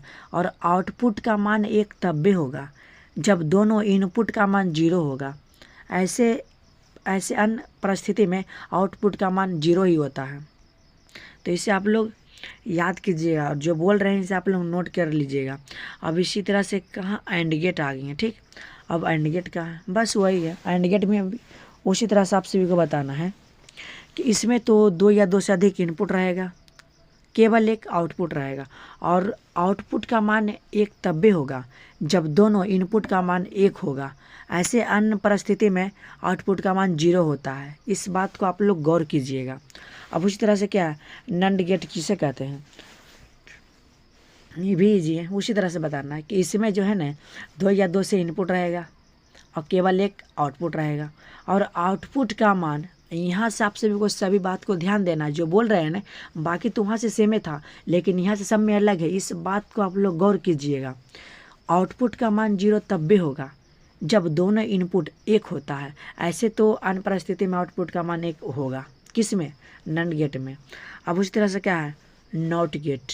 अब यहाँ पे ध्यान दीजिएगा, सभी में क्या आ रहा था, 2 इनपुट आ रहा था, लेकिन इसमें जो है ना केवल 1 इनपुट रहेगा और केवल 1 आउटपुट होगा। और आउटपुट का मान 1 तब होगा जब इनपुट का मान 0 होगा, तथा जब इनपुट का मान 1 होता है तो आउटपुट का मान 0 होता है। इसमें सिर्फ चेंज होता है, जब आउटपुट का मान 1 होगा तो इनपुट 0 होगा और जब इनपुट 0 होगा तो आउटपुट 1 होगा।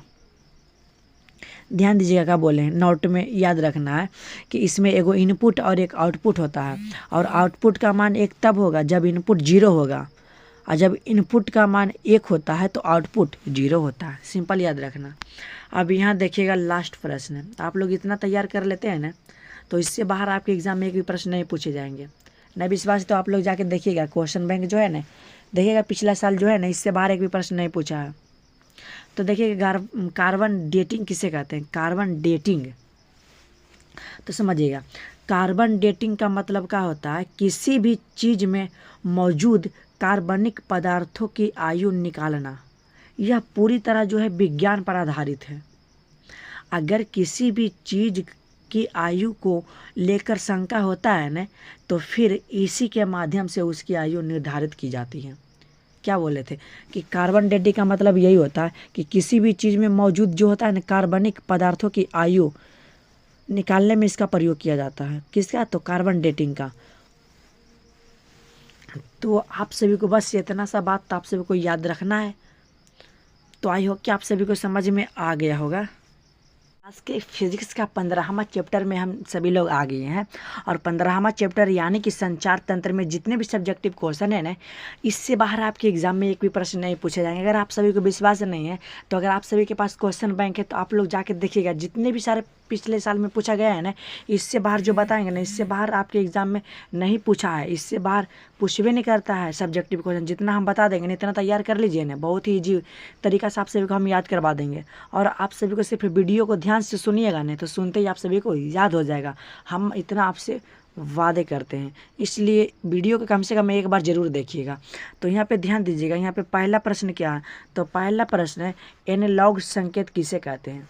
सिंपल है कि जो समय के साथ बदलता है, मतलब समय के साथ क्या बदलेगा, तो विद्युत तरंग बदलेगा। यानी कि समय के साथ परावर्तित होने वाले विद्युत तरंग को एनालॉग संकेत कहते हैं। सिंपल आप सभी को याद रखना कि वैसा विद्युत तरंग जो समय के साथ बदलता है उसे ही एनालॉग संकेत कहते हैं। क्लियर हो गया होगा आप सभी को।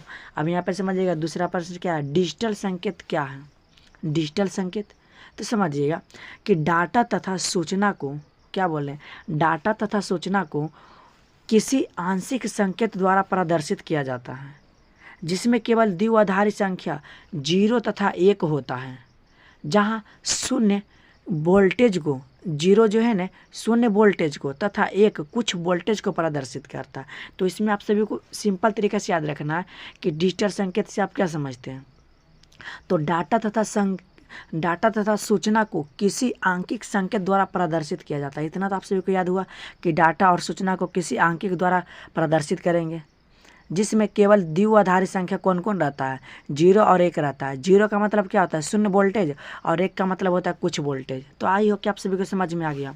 इसी तरह से भूतरंग किसे कहते हैं, क्या बोलें कि दुनिया का प्रश्न है हम इसी को मानते हैं क्योंकि बहुत ही ईजी है। भूतरंग किसे कहते हैं, तो वैसा तरंग यानी कि वैसा रेडियो तरंग जो पृथ्वी की सतह से गुजरता है ना उसे भूतरंग कहेंगे।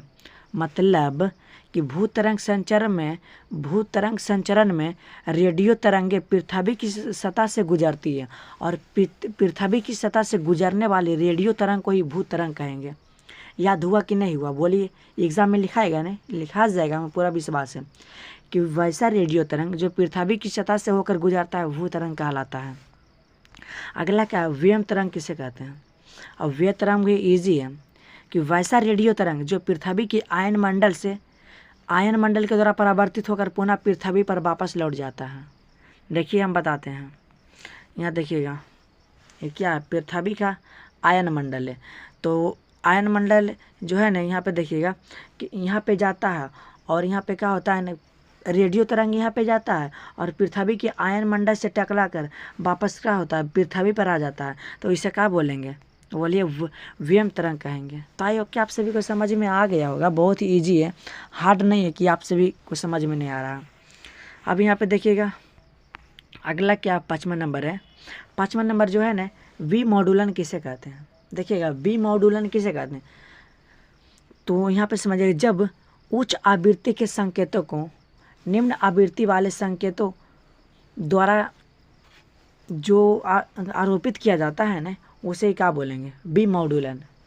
इसमें देखिएगा सिंपल तरीका से याद रखना है कि जब उच्च आवृत्ति वाले तरंगों को निम्न आवृत्ति वाले तरंगों के साथ बदलने की क्रिया को क्या बोलेंगे, बी मॉडुलन कहेंगे। अब उसी तरह से अगला है मॉडुलन क्या है और इसका प्रकार बताना है।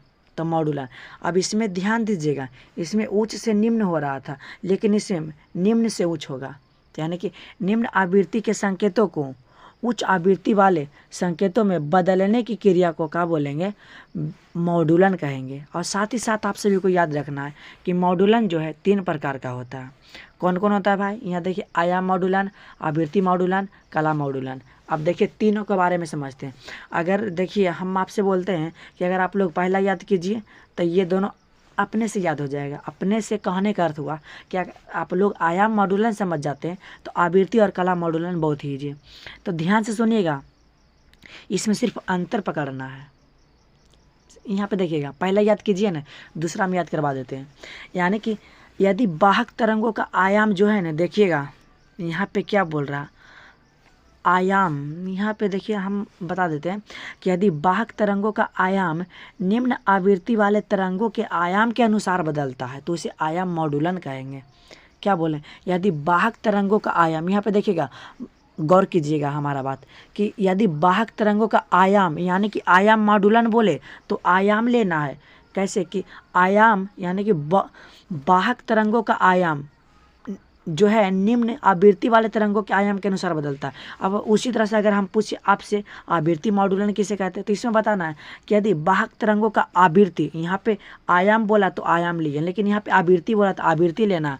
क्या बोलें कि यदि वाहक तरंगों का जो आवृत्ति है ना निम्न आवृत्ति वाले तरंगों के अनुसार बदलता है उसे क्या बोलेंगे, आवृत्ति मॉडुलन।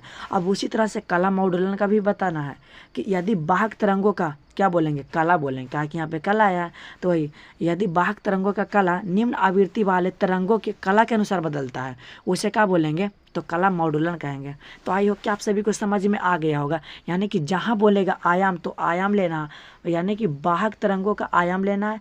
अगर आवृत्ति बोले तो वाहक तरंगों का आवृत्ति लेना है, कला बोले तो वाहक तरंगों का कला लेना है। बस इतना आप लोग याद रखना है।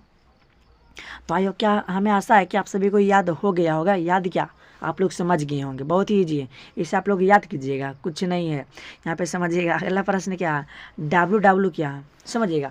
पहले तो हम बता देते हैं डब्ल्यू का पूरा नाम क्या है, वर्ल्ड वाइड वेब है। क्या बोले, वर्ल्ड वाइड वेब है। और वर्ल्ड वाइड वेब एक प्रणाली है जिसके द्वारा प्रत्येक वेबसाइट को एक विशेष नाम दिया जाता है और उसी नाम से ने उस वेब को पहचाना जाता है।